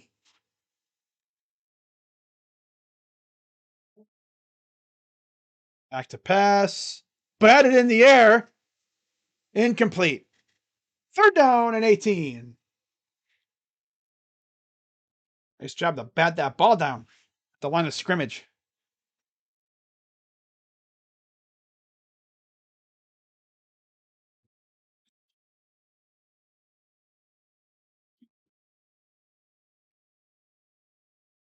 Hmm. Jake Roberts. Oh, yeah, committed to Oklahoma. Yeah, from Baylor. Tight end. His brother is on Ohio State target in the class of 25. Back to pass. Pressure keeping up the middle. And Loveland was able to bring it in, but got maybe 4 yards. Fourth down.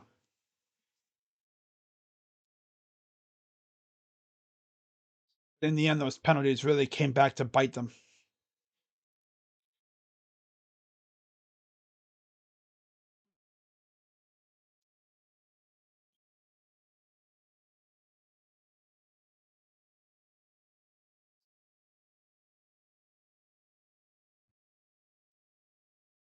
38-yard attempt coming up. It's up and good. Well, they only held him to 3 points after turning the ball over on the very first play of the freaking drive. Freaking Penix. Oh, wow. Held him to 3. Can't be too mad, I guess. Could have been worse.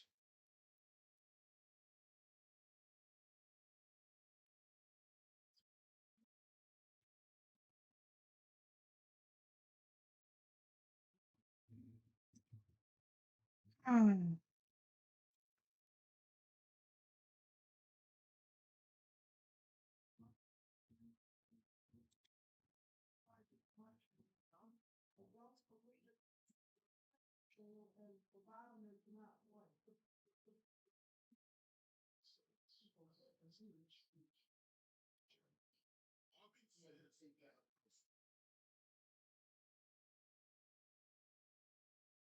Okay.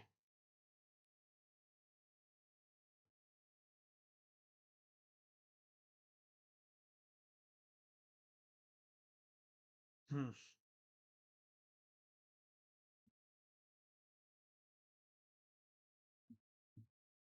James Williams. Hmm. The Chargers and Commanders have submitted requests to interview Dan Quinn. Yeah. Time of year, guys. We start getting these teams requesting permission to interview guys for head coaching jobs. What a fun time. We all love it. We all love this time of year. Playoff football going down, and then for any team that's out of it, you got, off-season speculations, maybe some firings and hirings going on. And just think, guys, in about 2 months' time around there, you'll have free agency. Which means in about 2 months' time, this channel will be just constantly just spewing out free agent rumor videos and those lovely article review videos that you guys love so much. I haven't done those in a while because there hasn't been anything to talk about. Like for real, like there ain't nothing to do a recap on, do a review on because it's more fun to do it when your team stinks and you're gonna get like a top, you're gonna be involved. Like mock drafts. I haven't done a mock draft.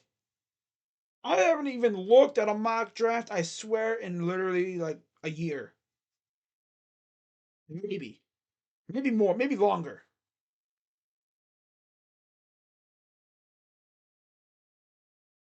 Like not even kidding. I haven't looked at a mock draft in probably a couple years because we don't have a first round pick. The only actually no, I lied. I haven't looked at a mock draft since day 2 of last year's draft. Because why look at a mock draft for day 1? We don't have a pick. All right, so kick is away and it will go in the end zone. Let's see what Penix does on this drive.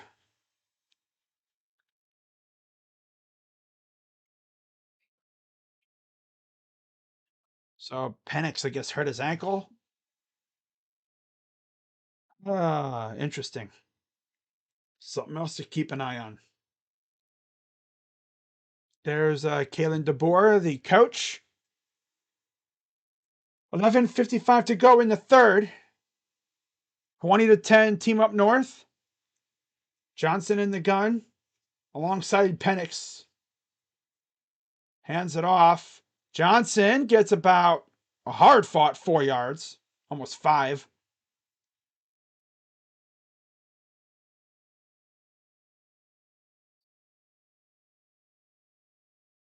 There's Jesse Minner, the defensive coordinator. 2nd and 6. Play action, screen pass, first down. And there's O'Duns. A lot of people said he is the best receiver in the nation. But no bias here, but Marv is definitely the best.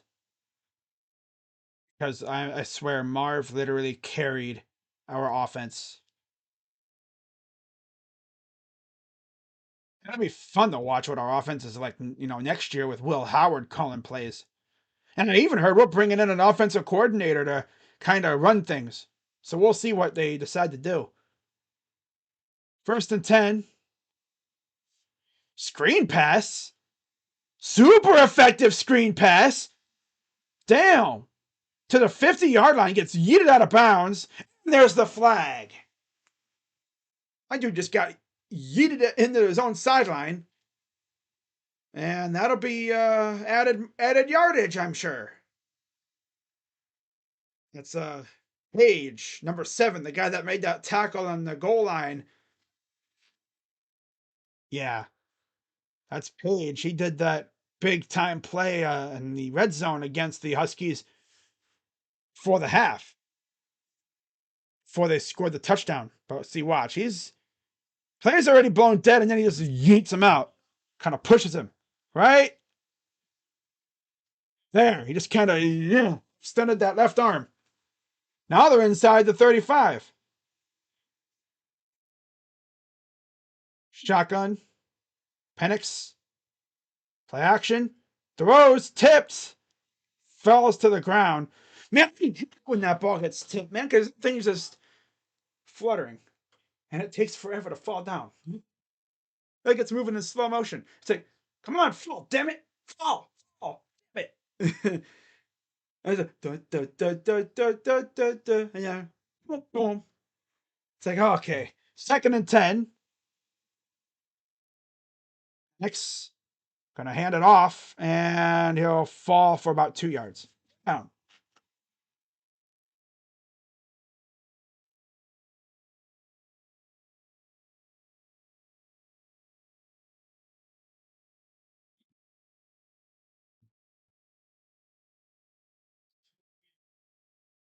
Wow.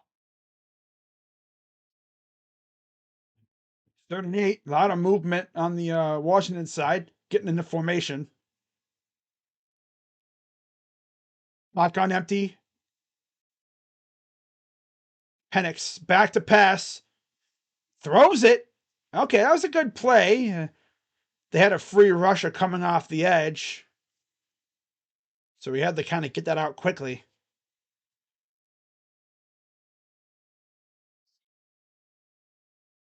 I mean, they had a guy open down the middle, but had to get rid of that ball quickly, though. He probably could have like ran to his right to try to, buy some time, but 4th and 4, we got a field goal coming up.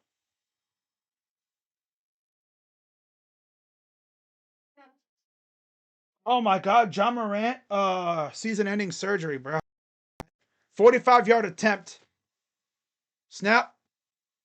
It's up, and it's good. Okay, there you go, Huskies. Now they're within a touchdown. Yeah, John Morant on his shoulder.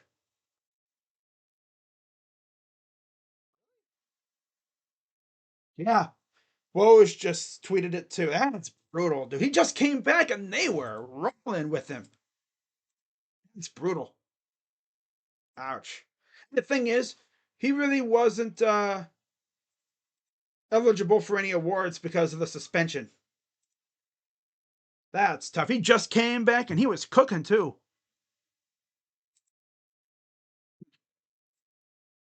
Man,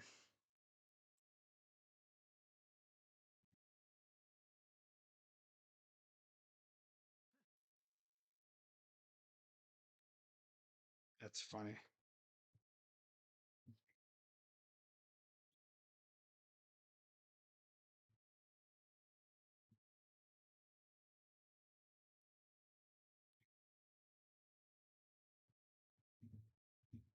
Damn, yeah, John Morant being out for the rest of the season, that's brutal because we saw how bad the Grizzlies were without him.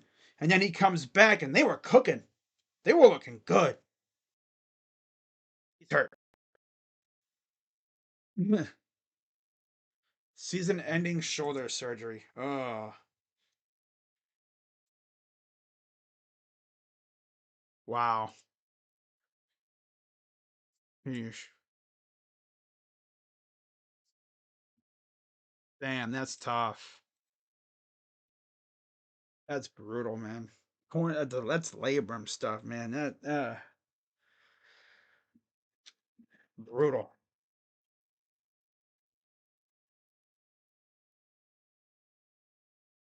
That's brutal. Because again, they were doing really good with him. I think they were like 3-0 at one point. Like they looked like they were starting to cook, and then he hurts his shoulder. I wonder how he hurt his shoulder. Did he try to dunk too hard or something? Not even joking. Like, did he try to yam one down too hard?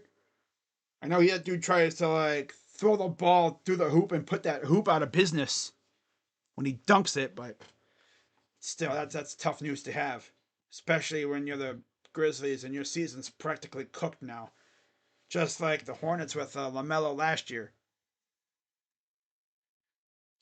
The season was already off to a rough start. Now look at him. No more jaw. Ugh.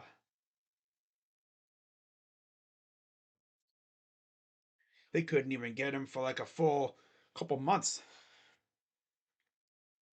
He just came back from that 25 game suspension.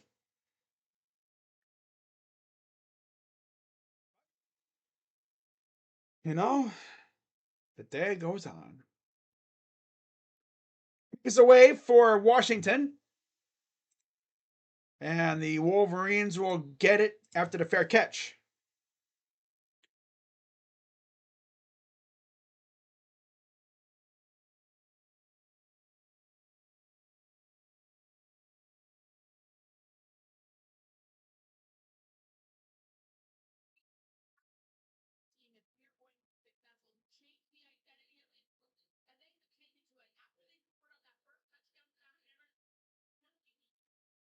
So 1st and 10 for the Wolverines.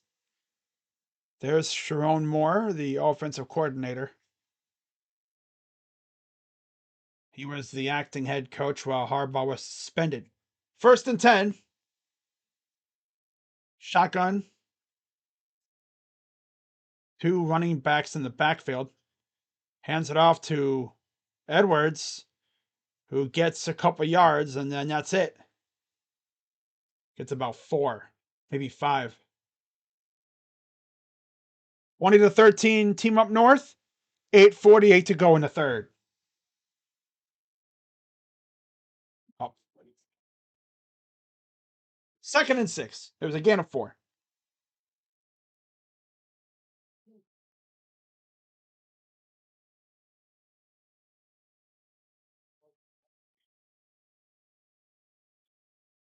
Shotgun from McCarthy.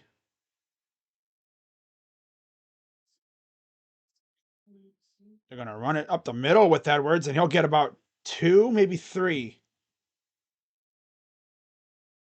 And Hampton with the tackle.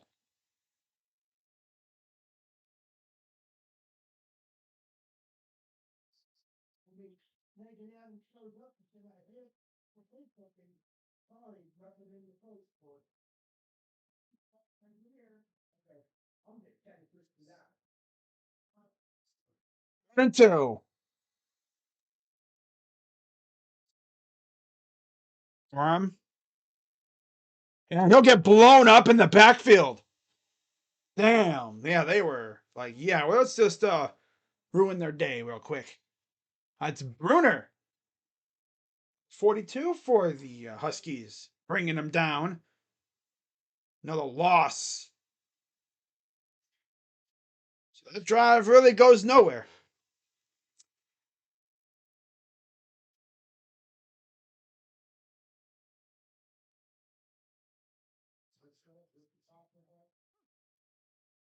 So 4th and 3, and they're ready to punt it away. And if I catch it, oh, him. Nope, he almost did, but he I thought he ran into him. There was a close call, but they managed to kind of get away from the return man. Well, let's see if Washington can respond here.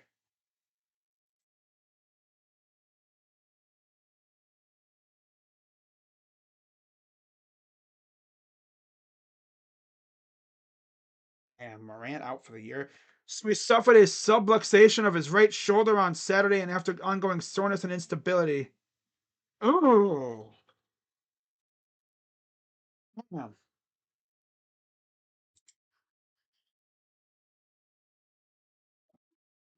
Wow. Wow.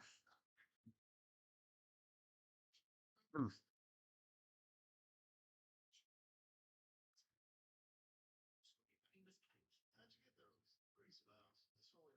Wow.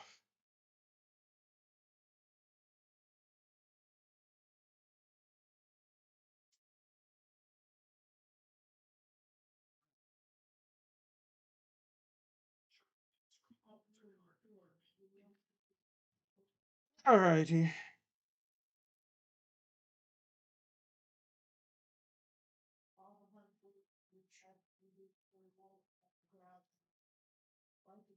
It's the Big Ten commercial. After this season's over, they're going to have to update it.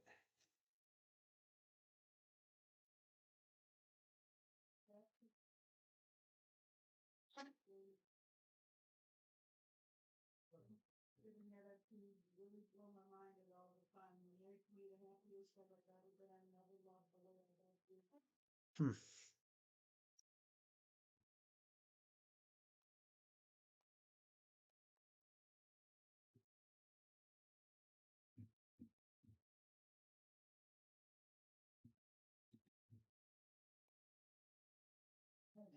What the heck?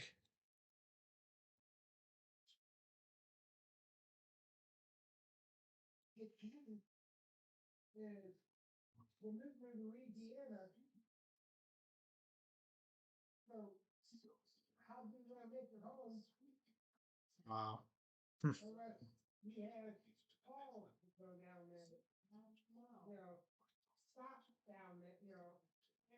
All right, but yeah, shout out to everybody watching, having a fun time. We love to see it. I'm just scrolling through Twitter to see if anything else has happened.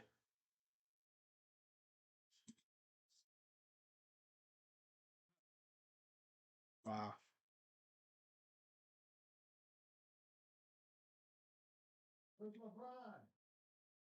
So there's all kinds of celebrities up top, Stephen A. Smith and company. And we're back. 1st and 10, 6:58 to go in the third. Shotgun for Penix. Snap, back to pass, throws, caught. Get it to the 31. More like maybe the 30 and a half. Not much there.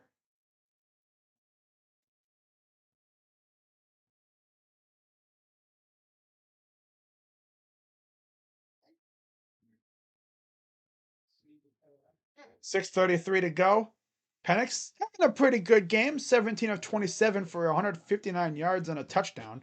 Also had that bad interception on the first play of the quarter.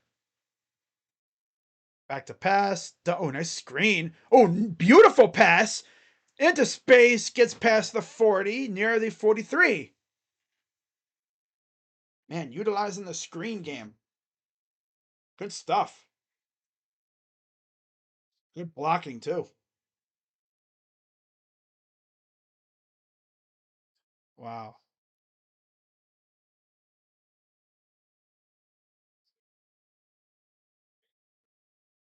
First and 10, 5:48 to go in the third.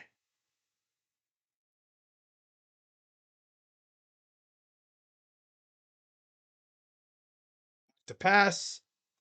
They bum rushed, but the guy that was supposed to get the ball, McMillan, ended up on the ground.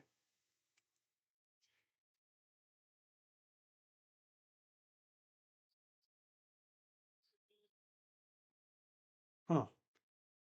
Just kind of, he ran into a defender there and went down. 22 just, 73 through 22, right into the path of McMillan. The right tackle was like, yee, and just threw him right into McMillan's path and took him out. 5:37 to go, 2nd and 10 for Penix, empty backfield. Westover motions, back to pass. Oh, he's unloading and he's he had a man, but he overthrew him by like 5 yards. Trying to really fit that into double coverage.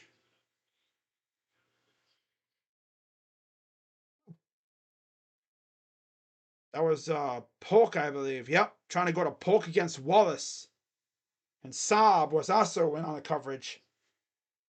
If that was O'Dunn's, I bet you he probably would have been there. 3rd and 10.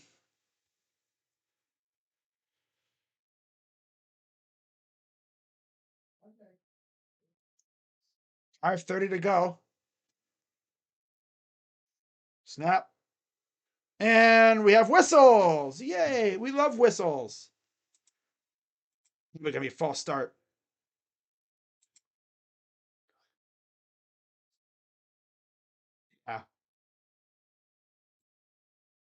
Wow.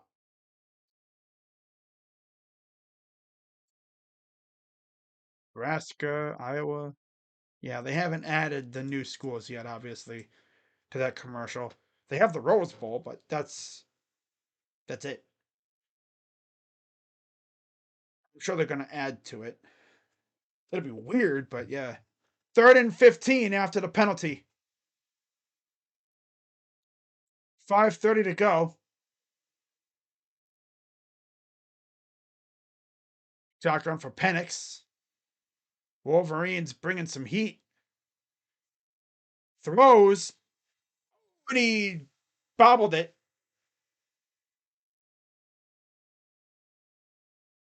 With Duns versus Johnson.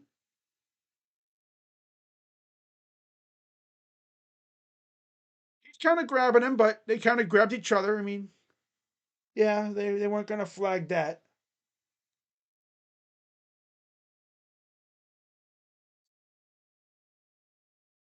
So 4th down.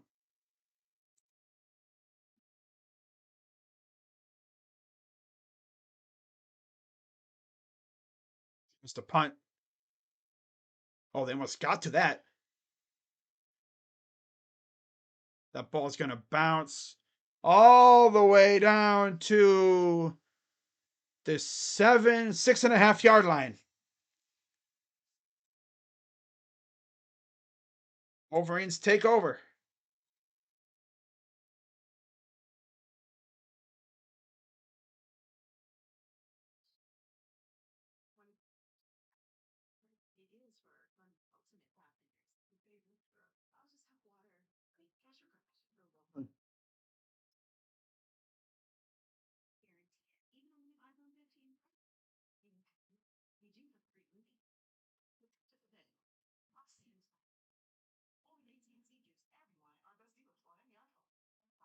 All right.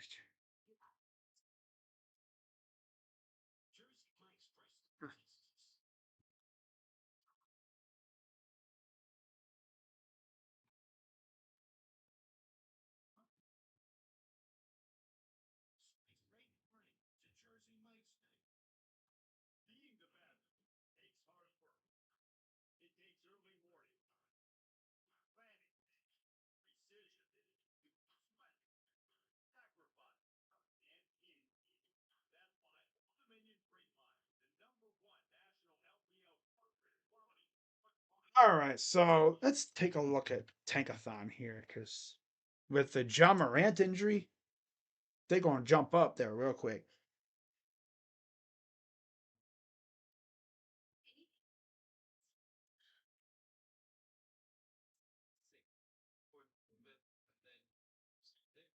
All right, let's go to the NBA. Like, there's no doubt they're going to be a lottery team now.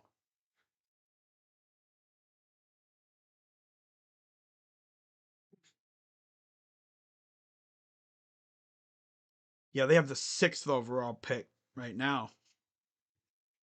Cleveland, in terms of picks that they have one incoming right now from Golden State. They sent 3 picks out to the Clippers. New York gets the best of the Utah, Cleveland. Okay. And then Clippers get the best of the Indiana, or the worst, Utah, Cleveland. Indiana gets the other. That's confusing as hell. When did this happen?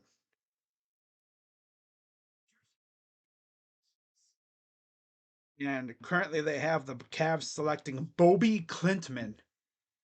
Okay. Uh huh. Sure. This draft class just does not look very powerful at all. Very top heavy. Yeah.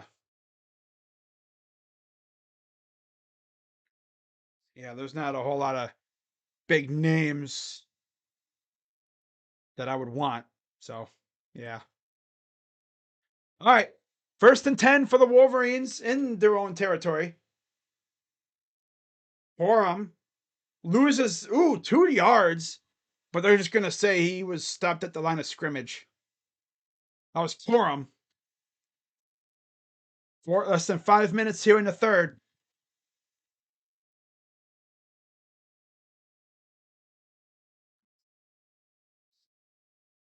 19.3, 4.4, and 4.2 yards by rush average yards per run. 2nd and 10. That guy looks homeless. Maybe it's just the gray in his beard. 2nd and 10. And it's a gain of 2. So they got essentially those yards are pretty much back. Down. There's the coordinators. 3rd and 8.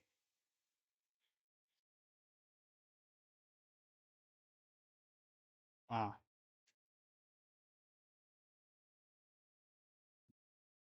3rd and 8.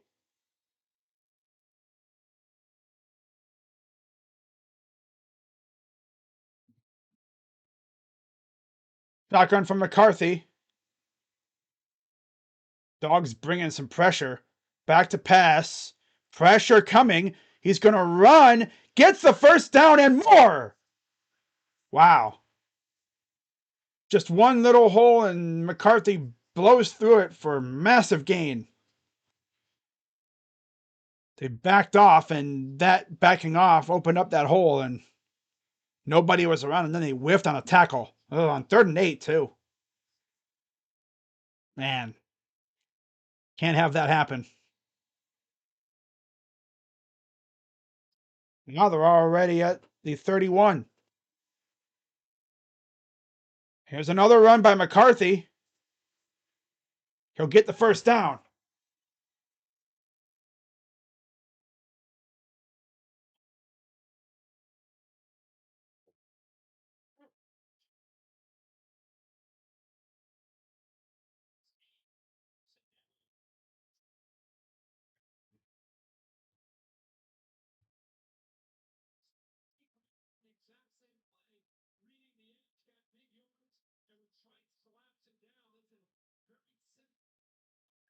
Forty rushes for a first down, and most among Big Ten QBs. Wow. 1st and 10. Under center. They're going to pitch it. And he'll get about 4. 3 yards. All right.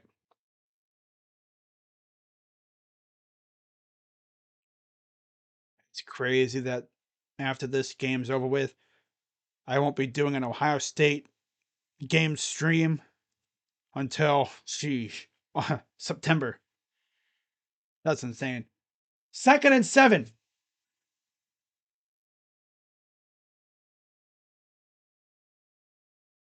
Shotgun. Ooh, blowing him up big time.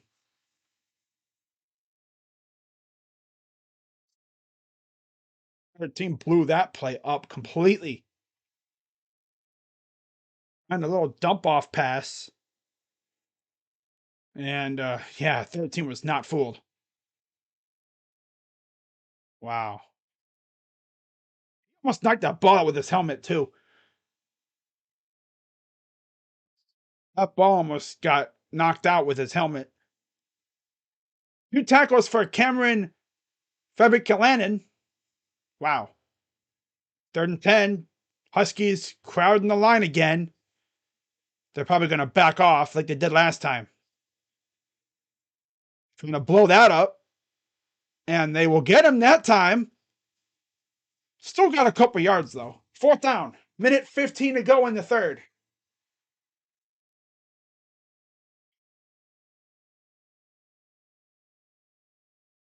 It's a good use of a bunch formation, too.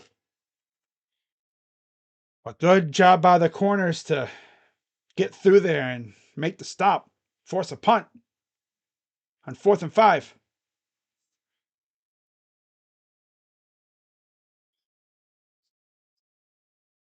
Punts away.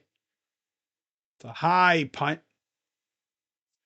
It'll take a high Husky bounce near the 10.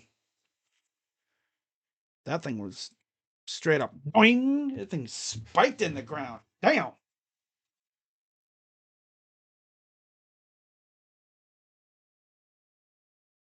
So Buckeye fans are talking about who the Buckeyes should bring in as their next offensive coordinator. Someone said Joe Brady. I mean, I don't know if he'd want to come back to college ball, but man, I would love Joe Brady as the OC with the offense that he had at LSU and the possible weapons that Ohio State could have. Oh man, that would be fun.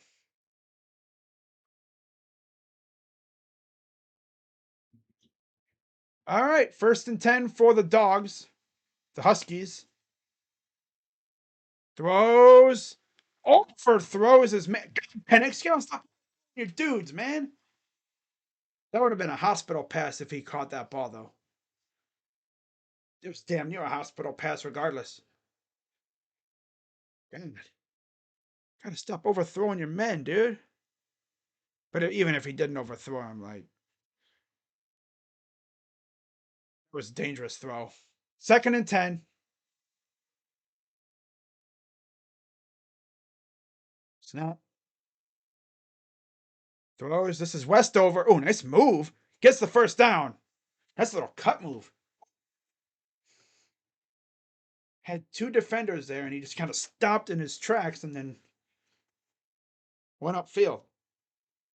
Stopped and then a little. Good move. 1st and 10. Johnson in the backfield. And that'll end the 3rd quarter. All right. Okay. 4th quarter. Final quarter of the season right here. All right.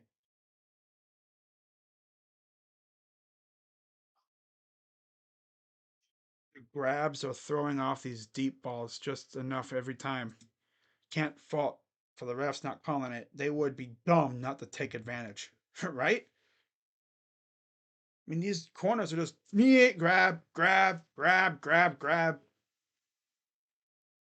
which I guess you can do that to a certain point. Huh.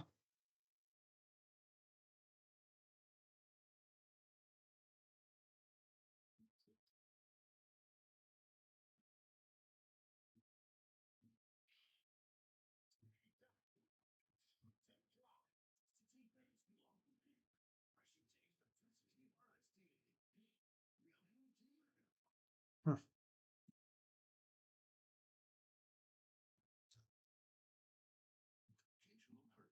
Hmm.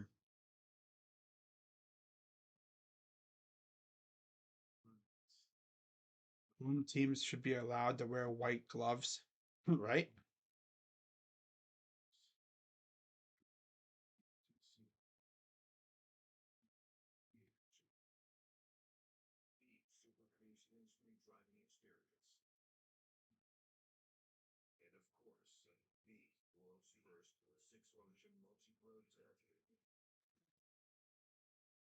Wow. What the heck? Okay. Left-handed Trevor Lawrence. Wow.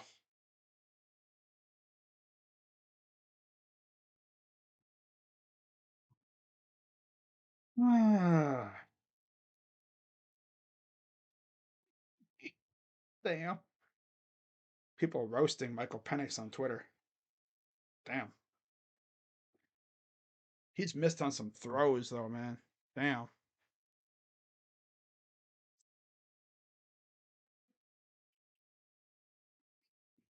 But flip the field and hope for a turnover. Facts. Uh,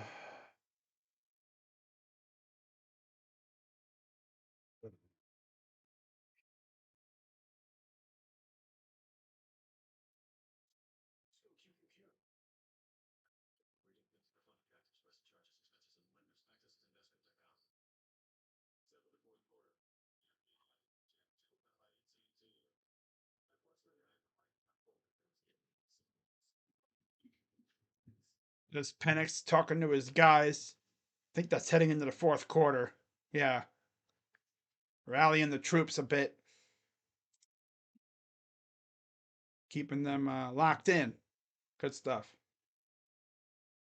All right.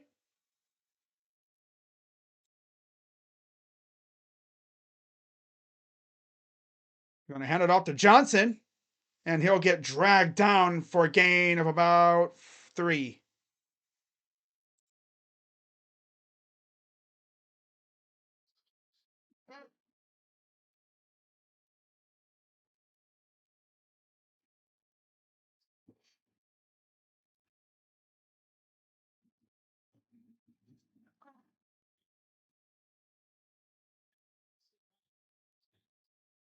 Second and 7. Penix in the gun.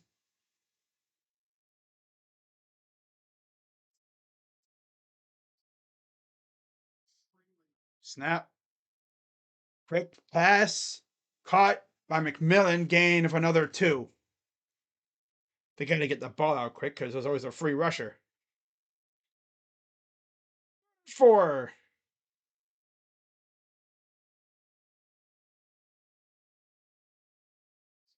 A free rusher comes right up the middle.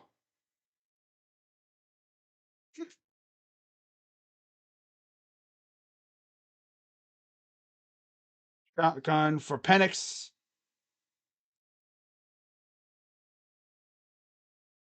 Jeffro Dunn's here. Back to pass.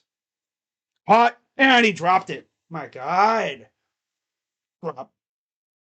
Thought he would have caught that ball, but hooped right out of his hands. Wow. He had some space too, and Nixon didn't really have the ball. He was hearing footsteps. He was 100% hearing footsteps. Gator hands. Gator hands or crab hands. Whatever. Yeah. So, out of bounds. Wolverines will take over. Now it's turned into more of a chess match now. Man. He's missed on some throws.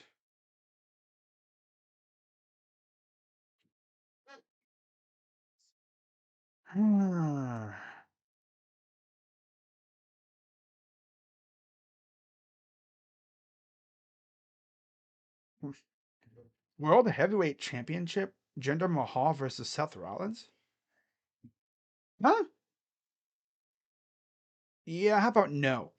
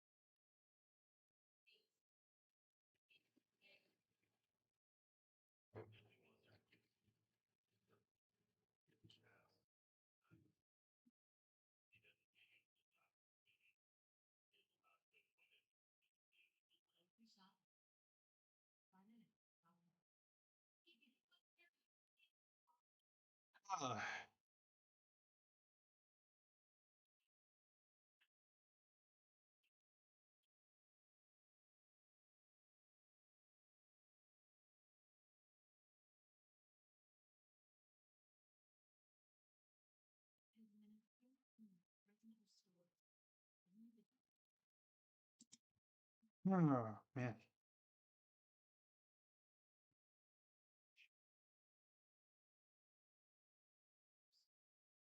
Well, this McGahee. Linebacker.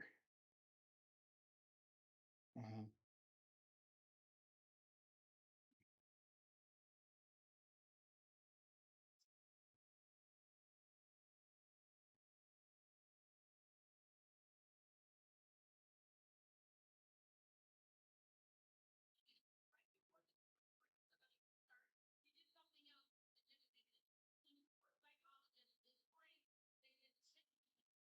damn.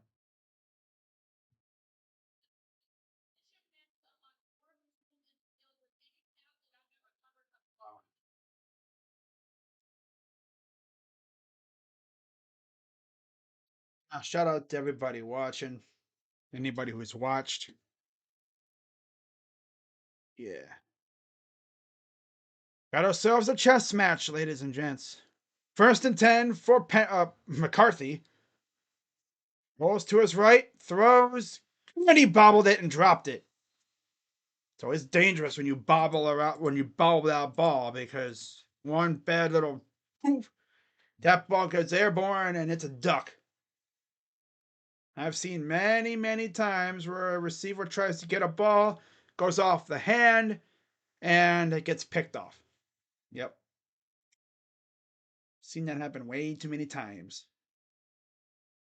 Second and 10, 13:25 to go in the game. McCarthy in the gun takes a snap, gonna hand it off. Gorham gets about 4.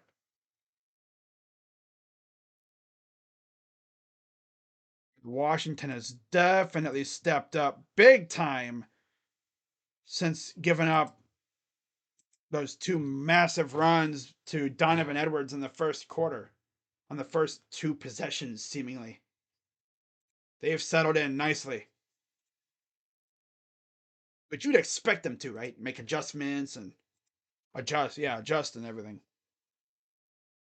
5 or 3rd and 6. Back to pass. Pressure. Oh, he got tripped up and he's going down. Ooh. Man, that dude coming off the edge there for Washington just barely tripped him up. Got him stumbling. And the number 10 came in to finish the job. 90 or 52. Yeah, 52 came in there and just got enough of the ankle to and then his leg kind of with his legs kind of clanked together there and messed up his stride. 4th and 5. 12 minutes approaching here in the game. More than enough time, but Penix has got to get serious if they want to have a chance here. Here's Jackson. Gets nothing on the return.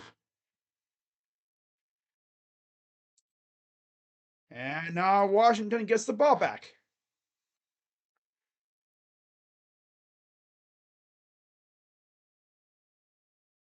Yeah, they really, really need they need Penix to get serious real quick. So defense is doing good, but you got to tie this game up.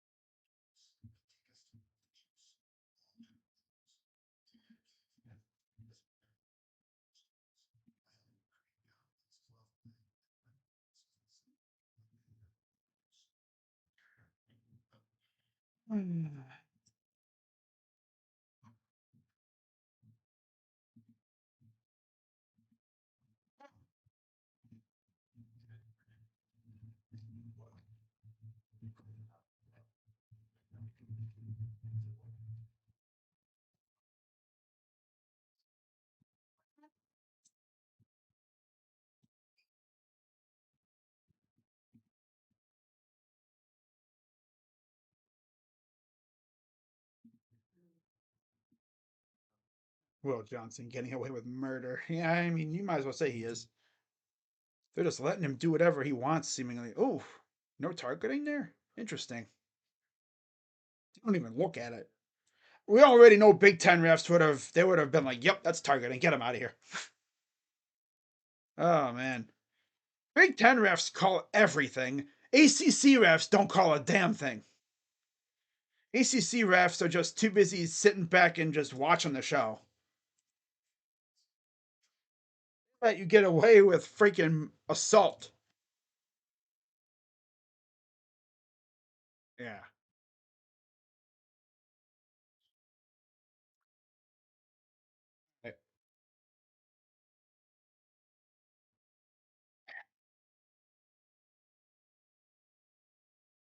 So let's see if Washington can tie this game up here, or I guess if anything, at least cut into the lead a little bit here. A field goal wouldn't be the worst thing, but you need points. Yeah, see, that would have been a walk-in touchdown if he didn't miss him on that wide open throw that he just barely missed. That one, there was the hold, and then there was that throw, which was short, but yeah, because he has to get rid of the ball quickly because these rushers are just getting free. 45 completions of 20 plus air yards leads the FBS. Tonight, 0 of 6. That's insane. And I know he'll probably connect on one at some point. You know what's coming. To pass. Throws. There's a drop. Oh my god, brother. Catch the ball. These receivers have grease hands, man. Did they dip their gloves in grease instead of sticky stuff? Might have been also a good play by the corner. 2nd and 10. Back to pass. Throws. And he got him. There's O'Dunn's with a big catch.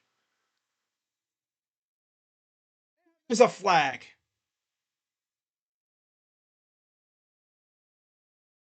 And it's a hold on the Huskies. Yet the Wolverines, they can get away with assault. Okay. The script is in, guys. We know the script. They want the team up north to win it.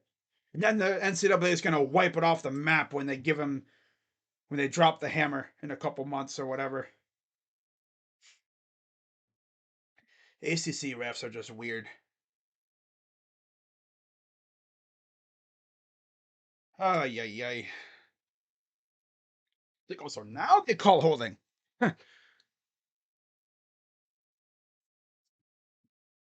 Cornball. Back to pass. Oh, nice little dump off that goes nowhere. Couple yards, if that. 3rd down. Well, this drive is over. FSU could have beaten these two teams. If Jordan Travis didn't get hurt, they would have made the bowl game. Yeah. The only reason why the committee didn't want FSU in the 14 playoff is because of the quarterback situation. Jordan Travis would have been showtime with Keon Coleman and those guys. Oh, yeah, they would have been in the 4-teamer. They would have probably mopped the floor with the team up north right here. Would have mopped the floor with them, probably. Back to pass. Nice catch. They'll get to the 35. And that's all they get. Oh, brother. They had a big 1st down, but a hold. Of course. Yep.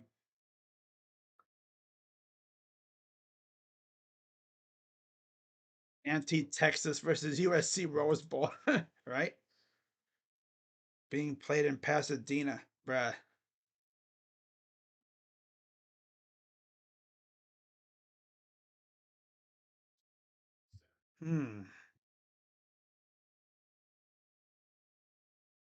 So another punt coming up. The one time they got a deep ball, freaking to the 29-yard line. All right, so now the Wolverines take over again, up by a touchdown.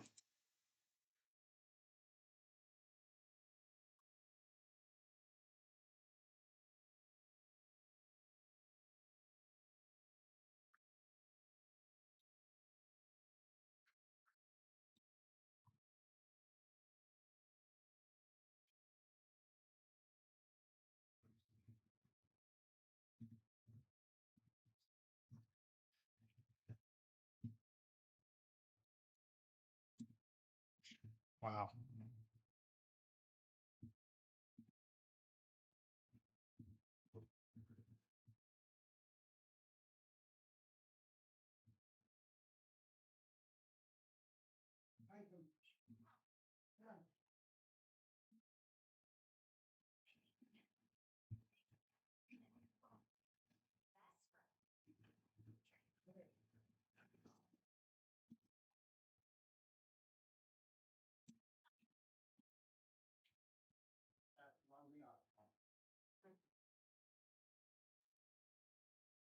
This game has turned into a chess match, big time.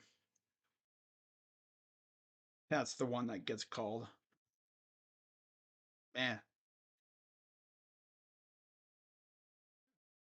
one DB against three linemen, and the DB wins every time.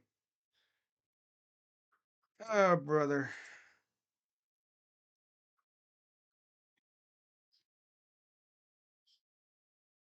ACC refs are unserious.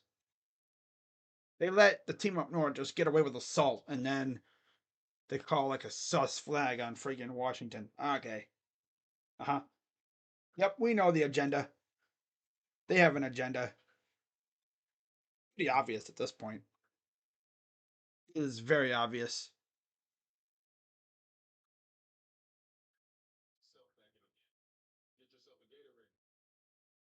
The dude didn't even hold. He just threw the dude down. Like what? Washington was derping like crazy.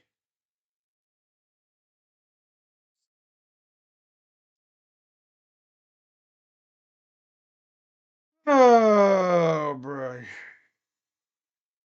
That dam is gonna break, and Team Up North is gonna put it away if Washington doesn't get serious. Yeah, it's gonna be bad. 1st and 10. Back to pass and caught. Yep, there we go. There you go. That's Loveland again.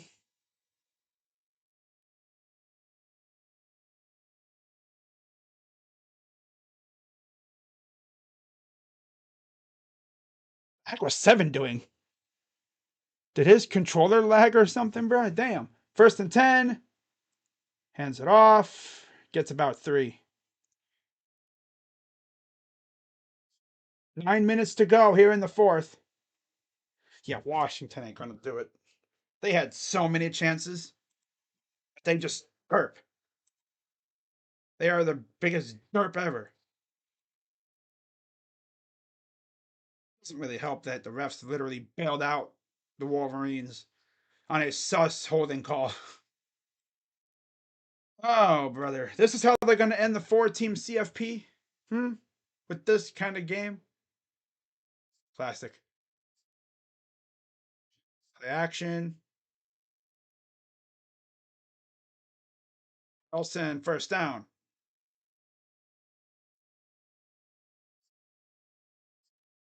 This would have probably given these guys a better game.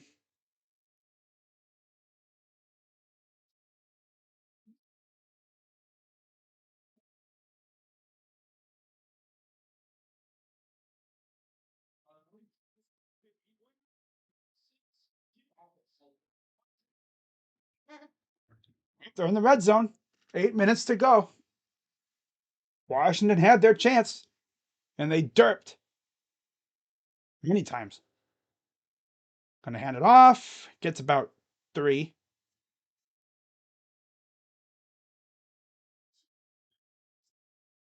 Oh, 2nd down. Wow. I don't know if they're gonna be able to get a stop.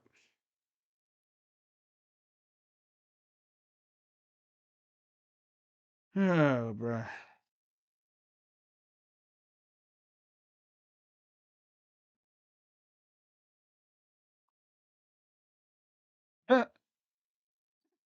The heck? Oh my god. 2nd and 7.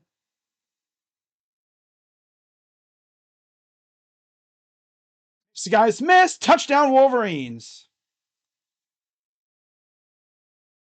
That might be the nail in the coffin, ladies and gents.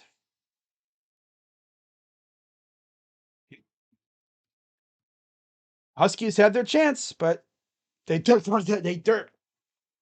They couldn't move the damn ball. And then the refs be like, huh? What flag? Where? Oh, hey, look, a hole, the flag.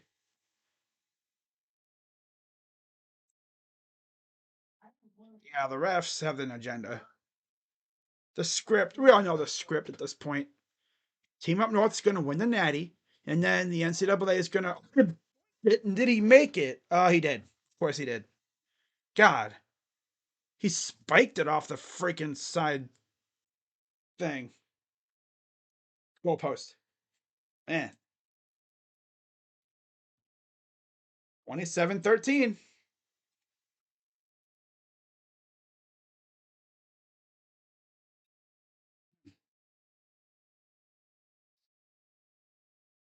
Oh.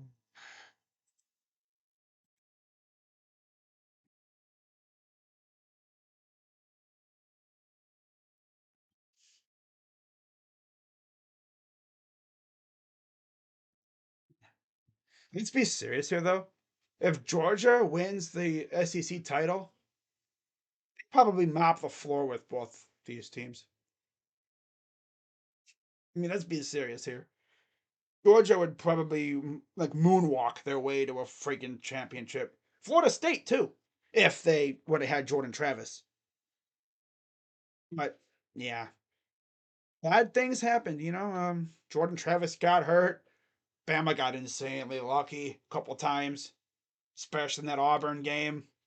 4th and 31. Miller Rogers was yeet. He yeets it to the end zone, and they somehow caught it.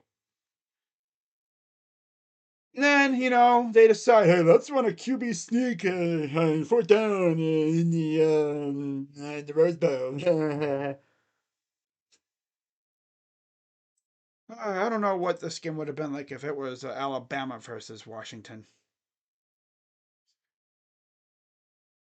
Hmm.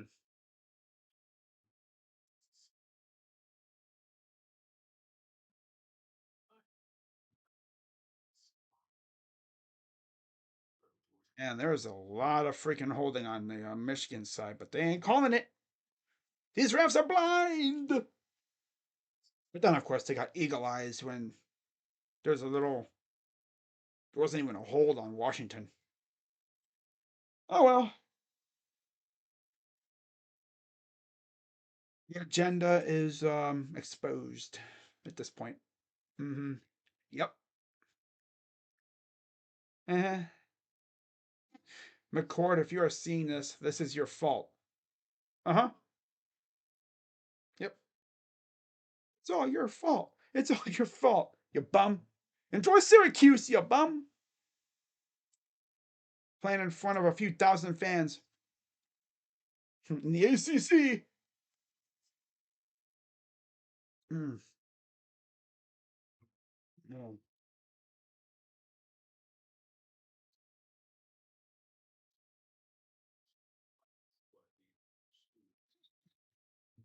That's great.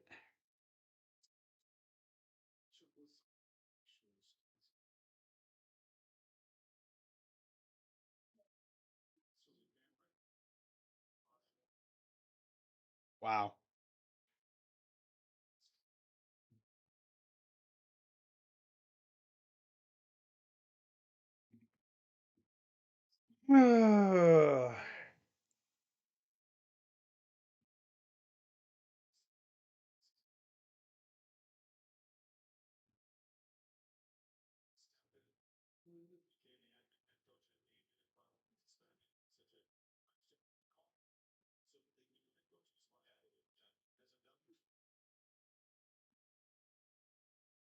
Was touchback?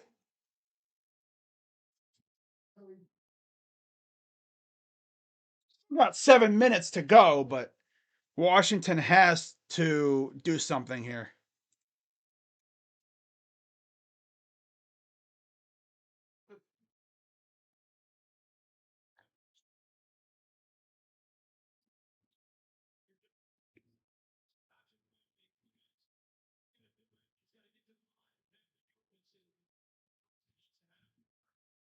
Pass, Penix throws, caught. like crazy up there. He'll get about a couple yards. All that for just a few yards.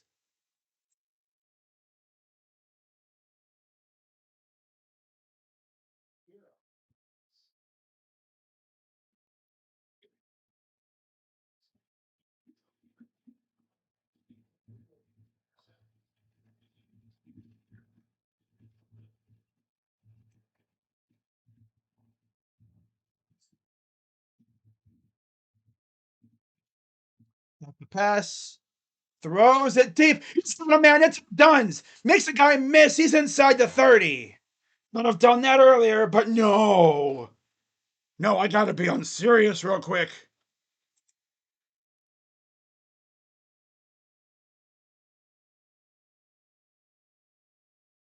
Wow. We got 6 minutes to go. First and 10.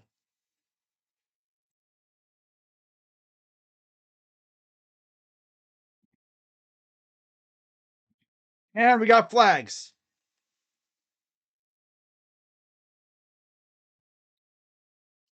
I'll start. Oh, brother. Do you think McCarthy realizes they win in spite of him and not because of him? Right? A throw. Wow. First and 15 after the false start. 73 was just too eager to get going. Steps up. Then he throws it over everybody's head. Then he got hit afterwards. Second down.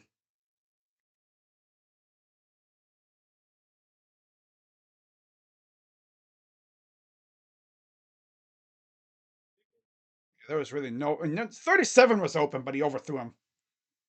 There was a funky throw, and he was also trying not to get hit, too. Huh. Second and 15. Empty backfield for Penix. God, these throws are horrendous. All this dude does is short throw, short throw, short throw, short throw. Can these guys like diagnose a blitz? My God.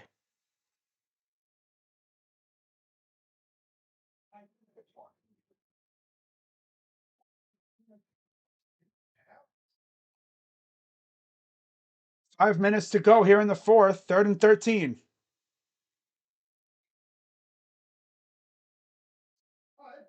Next snap. Back to pass. Throws. Overthrown. God, this dude Penix overthrow. Full leader, Michael Penix.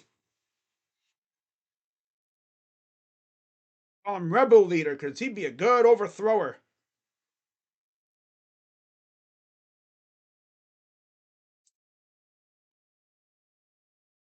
Now they have to go for it on fourth and 13. This is probably the game. This is probably the game.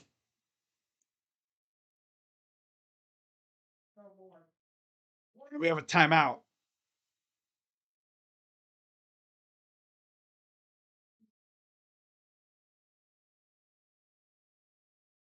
Ball calls timeout.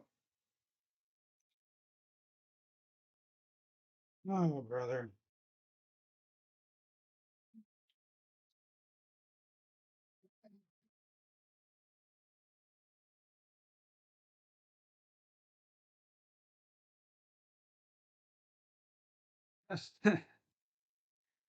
uh,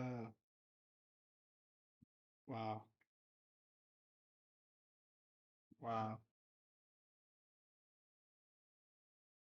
McCarthy's 8 of 16 for 87 yards.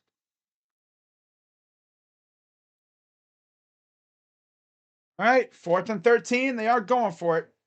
This is probably the game.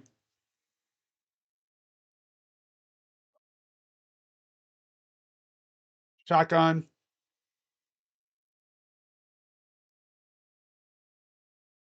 With the pass. Yeets it up. there's the flag. Just threw it up there to try to draw something, and I think Penix might have gotten shaken up a bit too. There we go. I had to open up my door for my cat to leave. Let's see. That throw is just like a duck.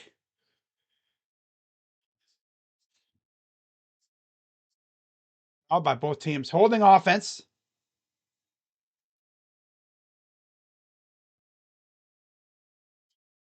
Freaking 73. Holding like crazy too. He was also late as hell on the snap. God, 73. You lagging, bro? God, 73, bro. He was like, huh? I was sleeping. Got caught sleeping. 4th and 13 again.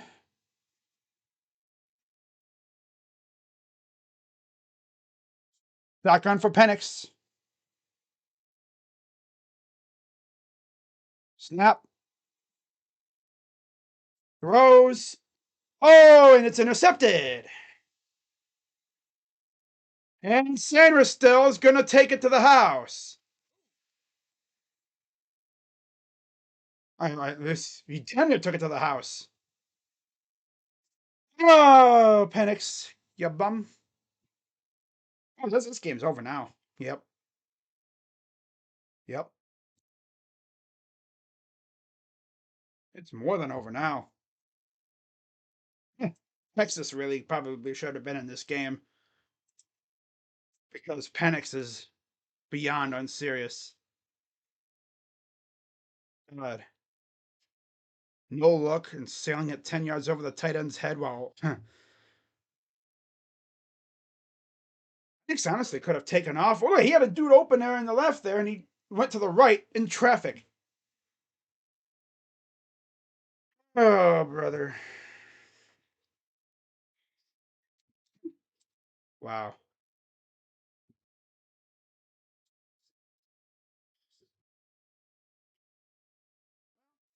I hope Wolverine fans enjoy the couple months that they're going to have this national title. Because you know what the NCAA is doing right now? They're like, they're just sitting there thinking it'll be really nice when they wipe it off the map. Because they will. I mean, they literally cheated. And remember, we had a whole season knocked out because of tattoos for autographs. Right? Remember the memorabilia thing? These guys legit cheated. Not only are they going to have the whole season wiped off the map, vacated, but Harbaugh, if he stays, will definitely get hit hard with a suspension. There's going to be sanctions, scholarship reduction for sure, limits. Touchdown Wolverines. That is ball game. Washington, bro, you are unserious as hell. Man.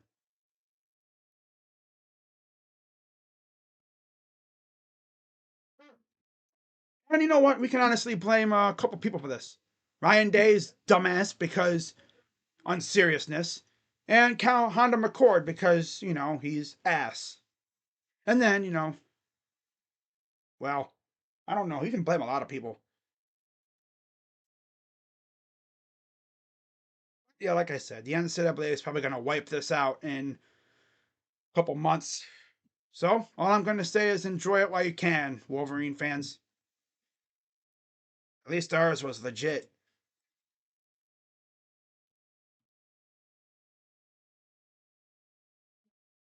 I'll tell you that much. Ours was legit.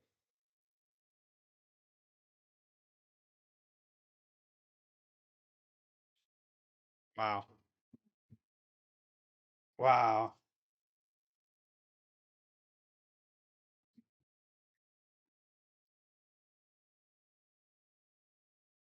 No, the thing is, too, I, w- I wouldn't be shocked if Harbaugh skedaddles to the NFL this offseason.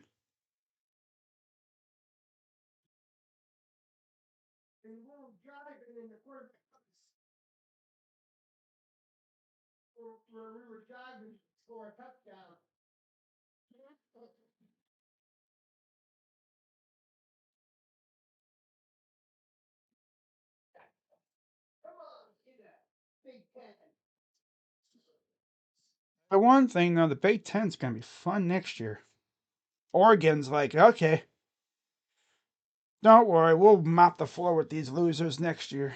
Because I believe they do play each other next year. I know they play us. I don't know if they play these guys. Have to look at the schedule. Oh wait, you know what's gonna be crazy though? Hold up. These two, I believe, play each other next year. And it could be different too. Obviously, Penix will be gone. McCarthy's probably going to be gone. You have to assume. I don't know. Is he going to want to come back and try to do it again? Hard to say. Texas really should have beat these guys. Almost did too. Remember that? Like they almost freaking beat these guys. If only that corner made that dynamite play at the end there to knock the ball out of bounds. Stuck with 3 minutes and there was a flag.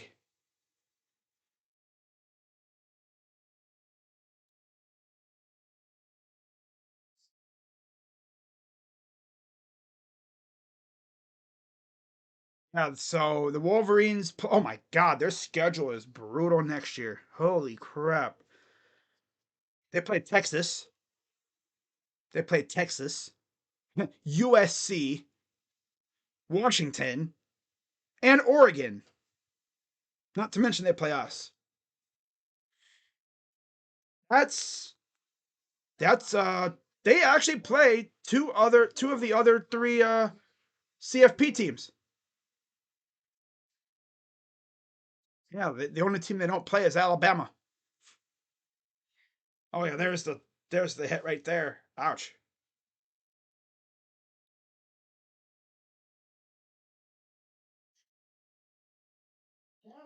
Ooh,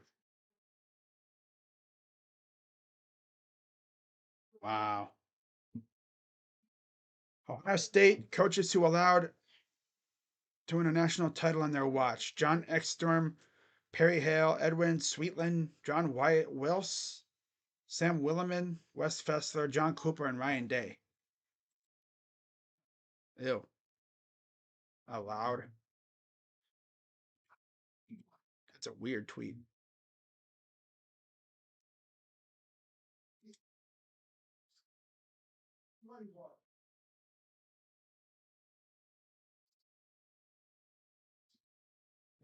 Well, 26 of 45 for 253 yards and two picks. Damn.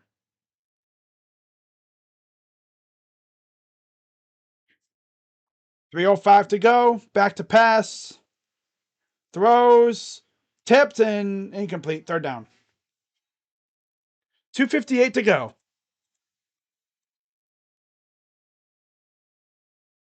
Wow. We really got to sit here and watch this team freaking win the natty. Oh, brother. Wow. They followed the Ohio State script. They beat Alabama in the first round, and then they beat a Pac-12 team in the final. Wow.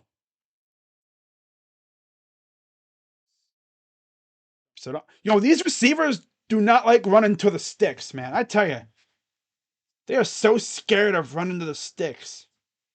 They want a long side, like cut up field and get that first down.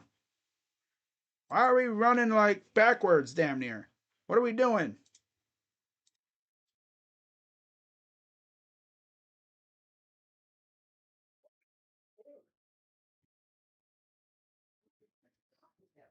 And one, the first down.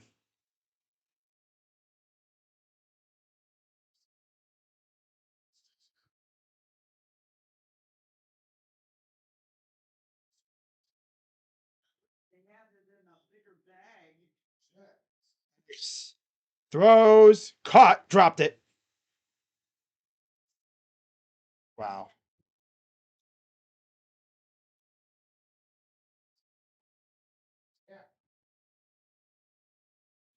Schefter or Rap Sheet got the hardball NFL bombing their drafts. You know the NFL is gonna just drop the bomb on them. JJ McCarthy. And JJ McCarthy is gonna make it look like all about him. It's like, buddy, you weren't the reason why you won it. Your running backs are.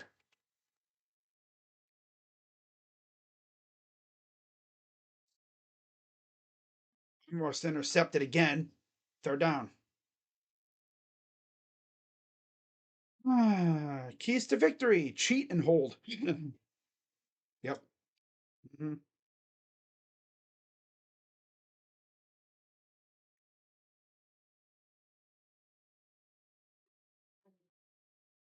Ooh, Nick's getting hit hard. Damn.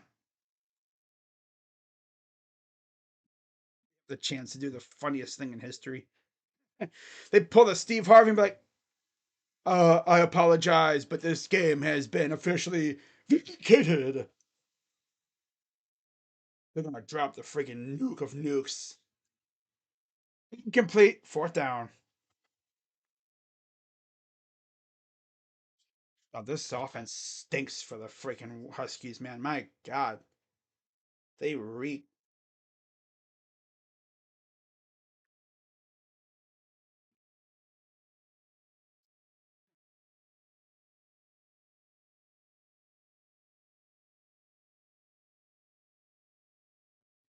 Penix pulling the injured gimmick.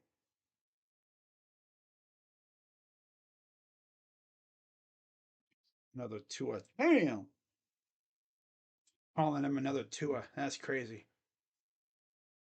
Wow.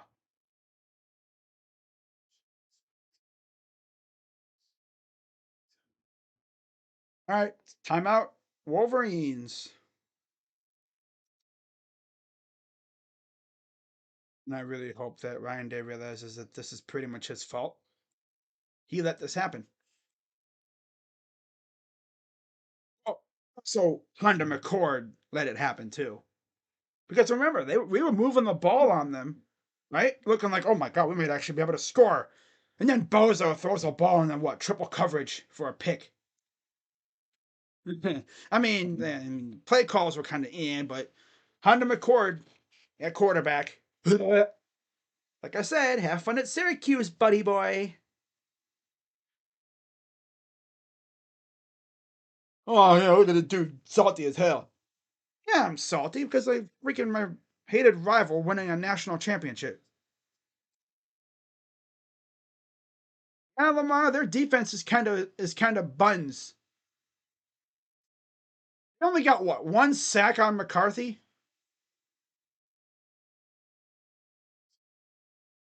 And talk about being ass. Their offense, besides O'Dunn's, Johnson too. I'll say Johnson was pretty good. O'Dunn's and Johnson.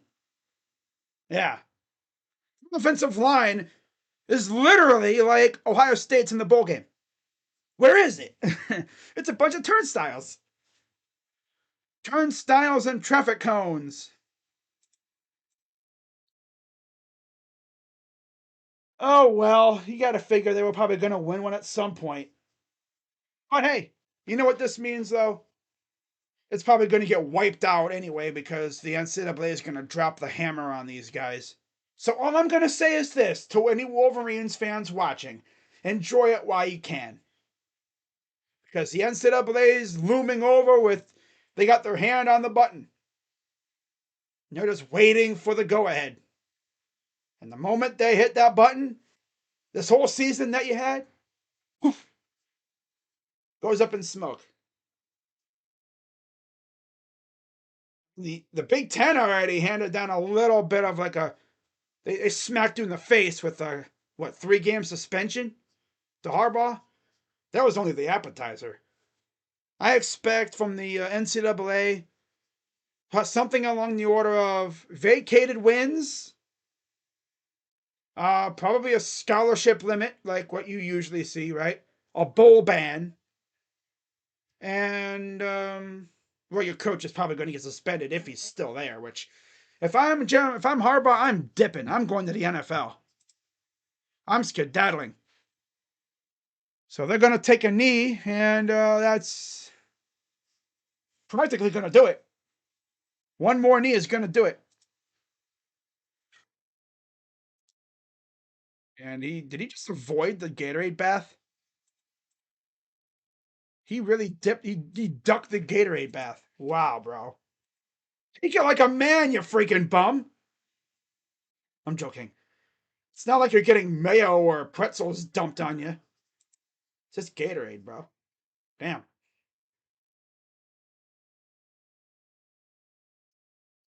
So yeah, the Wolverines are your 2024 national champions. Keyword for now, because most likely this is all going to get vacated anyway. Let's be serious here. Yeah, Washington. What we just saw from you was booty juice, pretty much. I mean, Texas is looking at themselves thinking, wait, we lost to these guys? No.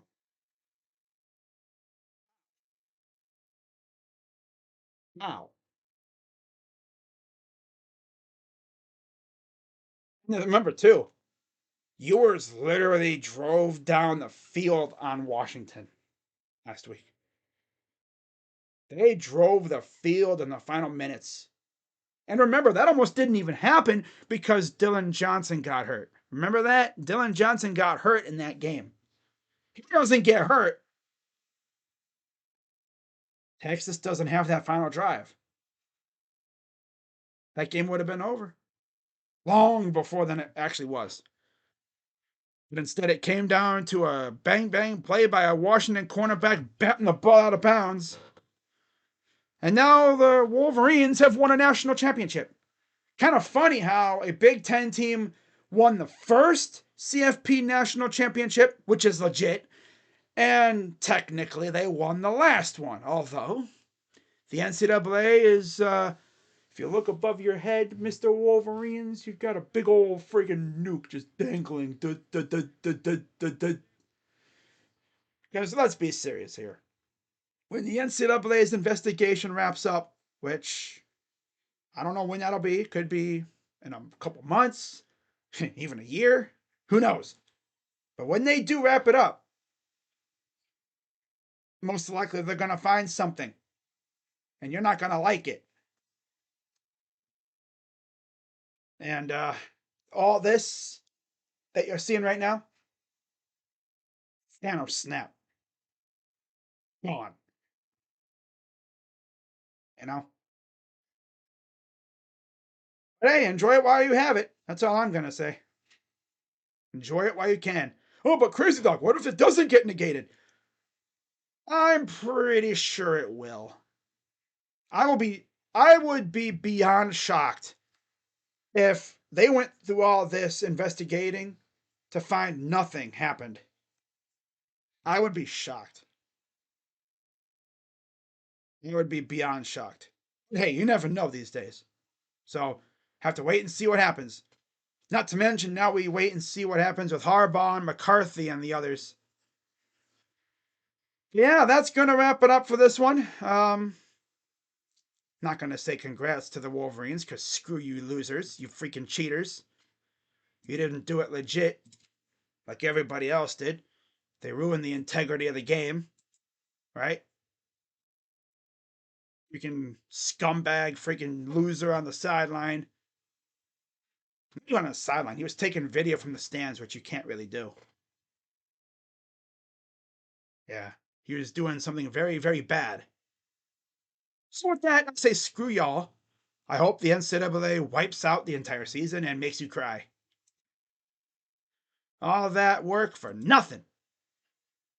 That's tough, right? Going through all those summer workouts, the grueling practices, the scrimmages,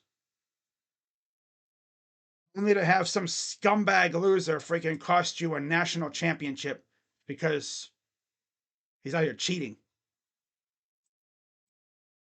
I mean, of course, oh, you're salty. Yeah, I am. You freaking ruined the integrity of the game by cheating. I mean, if Ohio State got a whole season knocked out because of tattoos for memorabilia, and the thing is, those tattoos and the memorabilia thing did not even affect the integrity of the game. Now, if we did that now, the NFL, the NCAA wouldn't have done anything because that would have been, name, image, likeness thing. Yeah. And then, of course, the year after, Tressel leaves. I think Terrell Pryor went pro. And we had Fickle as our coach. Kind of looked kind of ass, let's be serious. Urban Meyer comes in. We go undefeated the first year that we're bowl ineligible. But yeah, Penix. Next time we see him will be on draft night.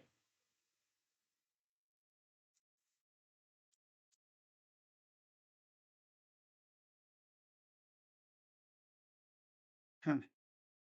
He's probably hurting. I think he's more hurt than sad. I mean, obviously he's disappointed, but he is hurting. Yeah. He had a hell of a season, that's for sure. He had a hell of a season. We'll see what the NCAA does, right? That's going to be looming now. And you have to wonder, right? If Harbaugh senses a decision is close, is he going to dip to the NFL? I'm sure he will. I already heard he hired an agent, and there's teams already talking about him. Sure, he's going to dip out to the NFL. As will the vast majority of their starters too. They have like 44 seniors, damn near, like 4th, 5th, and 6th-year players. Like I said earlier, they only have like 3 legit sophomores on their team in terms of starters. It's insane. But yeah, looking at the stats, Michael Penix, 27 of 51 for 255 yards, 1 touchdown, 2 picks. 20 carries for 46 yards for the Huskies on the ground. Dylan Johnson at 11 for 33. You can tell he was clearly banged up. They didn't do anything on the ground, really. Through the air, Odunze, 5 for 87. Jack Westover, 5 for 42. Polk had 4 for 37. McMillan had 6 for 33 and a touchdown. Dylan Johnson had 2 for 24. Culp and Tybo Rogers had 1 catch apiece. Yeah, not much there. On the other end, the team up north, Wolverines had a hell of a day on the ground. McCarthy, 10 of 18 for 140 yards. Blake Corum, 21 carries, 134 yards, 2 touchdowns. Donovan Edwards, 6 for 104 and 2 touchdowns. McCarthy, Khalil Mullings, and Alex Orji all had a couple carries apiece. And then receiving, Colston Loveland, 3 for 64. Roman Wilson, 3 for 54. Cornelius Johnson, 3 for 25. Then they had 2 interceptions as well. So, yeah. Wolverines finish the season undefeated. And now we wait and see what the NCAA does. Because they're lurking. They are looming with their decision, I'm sure. They're probably going to take their grand old time, though. They're going to probably take a couple years, I bet. Oh, what's this now? Ooh. Look at this. So, did I say something from earlier? Quinshon Judkins, right? I did say something like he was gonna wait until like after the game to drop the bomb. Well, breaking news: Quinshon Judkins has transferred to the Ohio State University.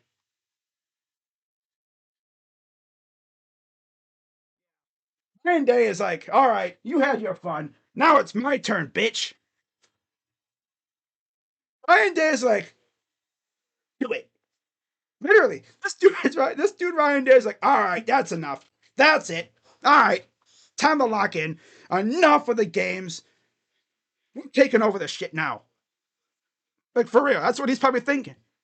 The beard is coming off. Enough being a just for men freaking model now. I'm going to be a serious coach. He better be. Because, my God, man. Quinshon Judkins is a Buckeye. If we get Quinshon Judkins and Travion Henderson in the same backfield, you thought Corum and Edwards was fun to watch? Oh.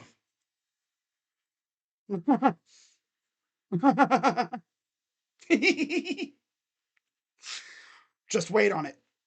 To mention the receivers we're gonna have? Oh. All I need is maybe one or two offensive linemen, right? Maybe a good offensive lineman or something, and that's fine. Maybe another. I don't know, because we got some solid ones coming up through the draft, coming up through the ranks, and recruiting. Got a good center too. Receivers. We're literally assembling a god squad, man. I love it. But yeah, just saw it from Quinshon Judkins on Twitter. Yep. Committed to the Ohio State University. He was in town, I think, the last 2 days. I'm extremely excited to join the Ohio State football program. I'm looking forward to being a part of a winning culture and helping do my part to beat the team up north, and bring a Big Ten championship and national championship to Columbus. If we get Travion and Judkins, oh my. Because for those who don't know about Judkins, I think he's had like 2,000 yards or something the last couple of years in rushing the ball. My God, bro. Wow. So yeah, nothing like some good old breaking news after the team up north wins a natty. Team up north gets a natty. We get the number one portal running back in the nation. Yeah. All right. So I'm gonna get this. I'm gonna end this. I'm gonna do a video on the other channel. Be on the lookout for that. So yeah, of course. See you guys in only a few months. Oh, this is gonna be painful. Ryan Day, this is all your fault. Well, it's partially your fault. It mainly falls on that bum Kyle McCord. Because to think about it, Ryan Day was drawing up some good plays. Kyle couldn't execute them worth a crap. So we'll see what Will Howard can do. It's so weird saying Will Howard is my quarterback. Like, what? Wow. Quinshon Judkins has committed to Ohio State. Wow, that is. So here's the thing about Judkins, all right? First team all SEC running back in both years, and he ran for like over, I think, 2,000 yards. Yeah, 2023 stats for Judkins: 271 carries for 1,158 yards and 15 touchdowns. Henderson Judkins duo in the backfield. I was waiting for it. Best running back in the SEC is now a Buckeye. Oh, it's about to get nasty in Columbus. My God. But yeah, I will see you all later. And again, I'll put the Buckeye channel link in the description for anyone who wants to go subscribe to that. As the Buckeyes just added another nasty piece to their team.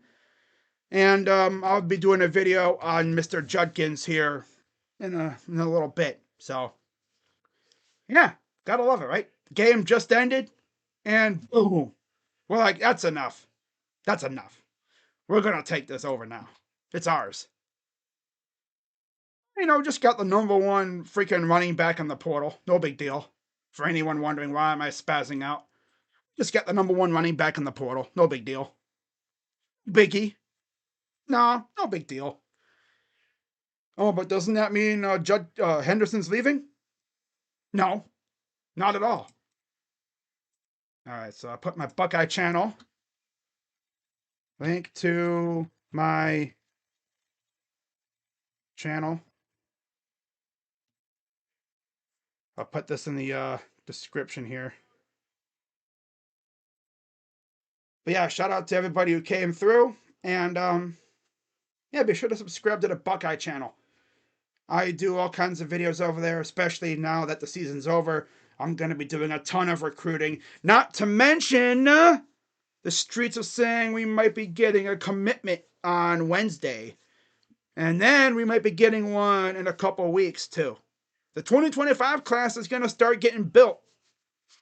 So, I'll see you guys later. Yeah.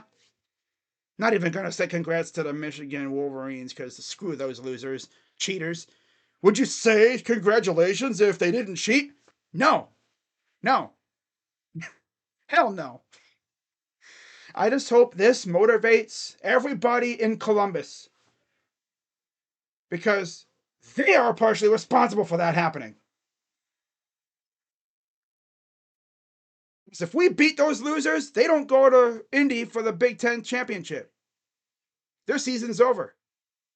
Pretty much. Like they'd be probably where we were. No, Kyle McCord had to be unserious. Oh well. So I'll see you all later. I'm Crazy Dog. I'll see you all. Well, I'm probably doing my playoff preview stuff for the Browns tomorrow, and I'll be live for the Cavs on Thursday in France at 2 p.m. That'll be weird. But yeah, France. So, see you guys later. Bye. Screw Michigan. Can't wait till they freaking vacate that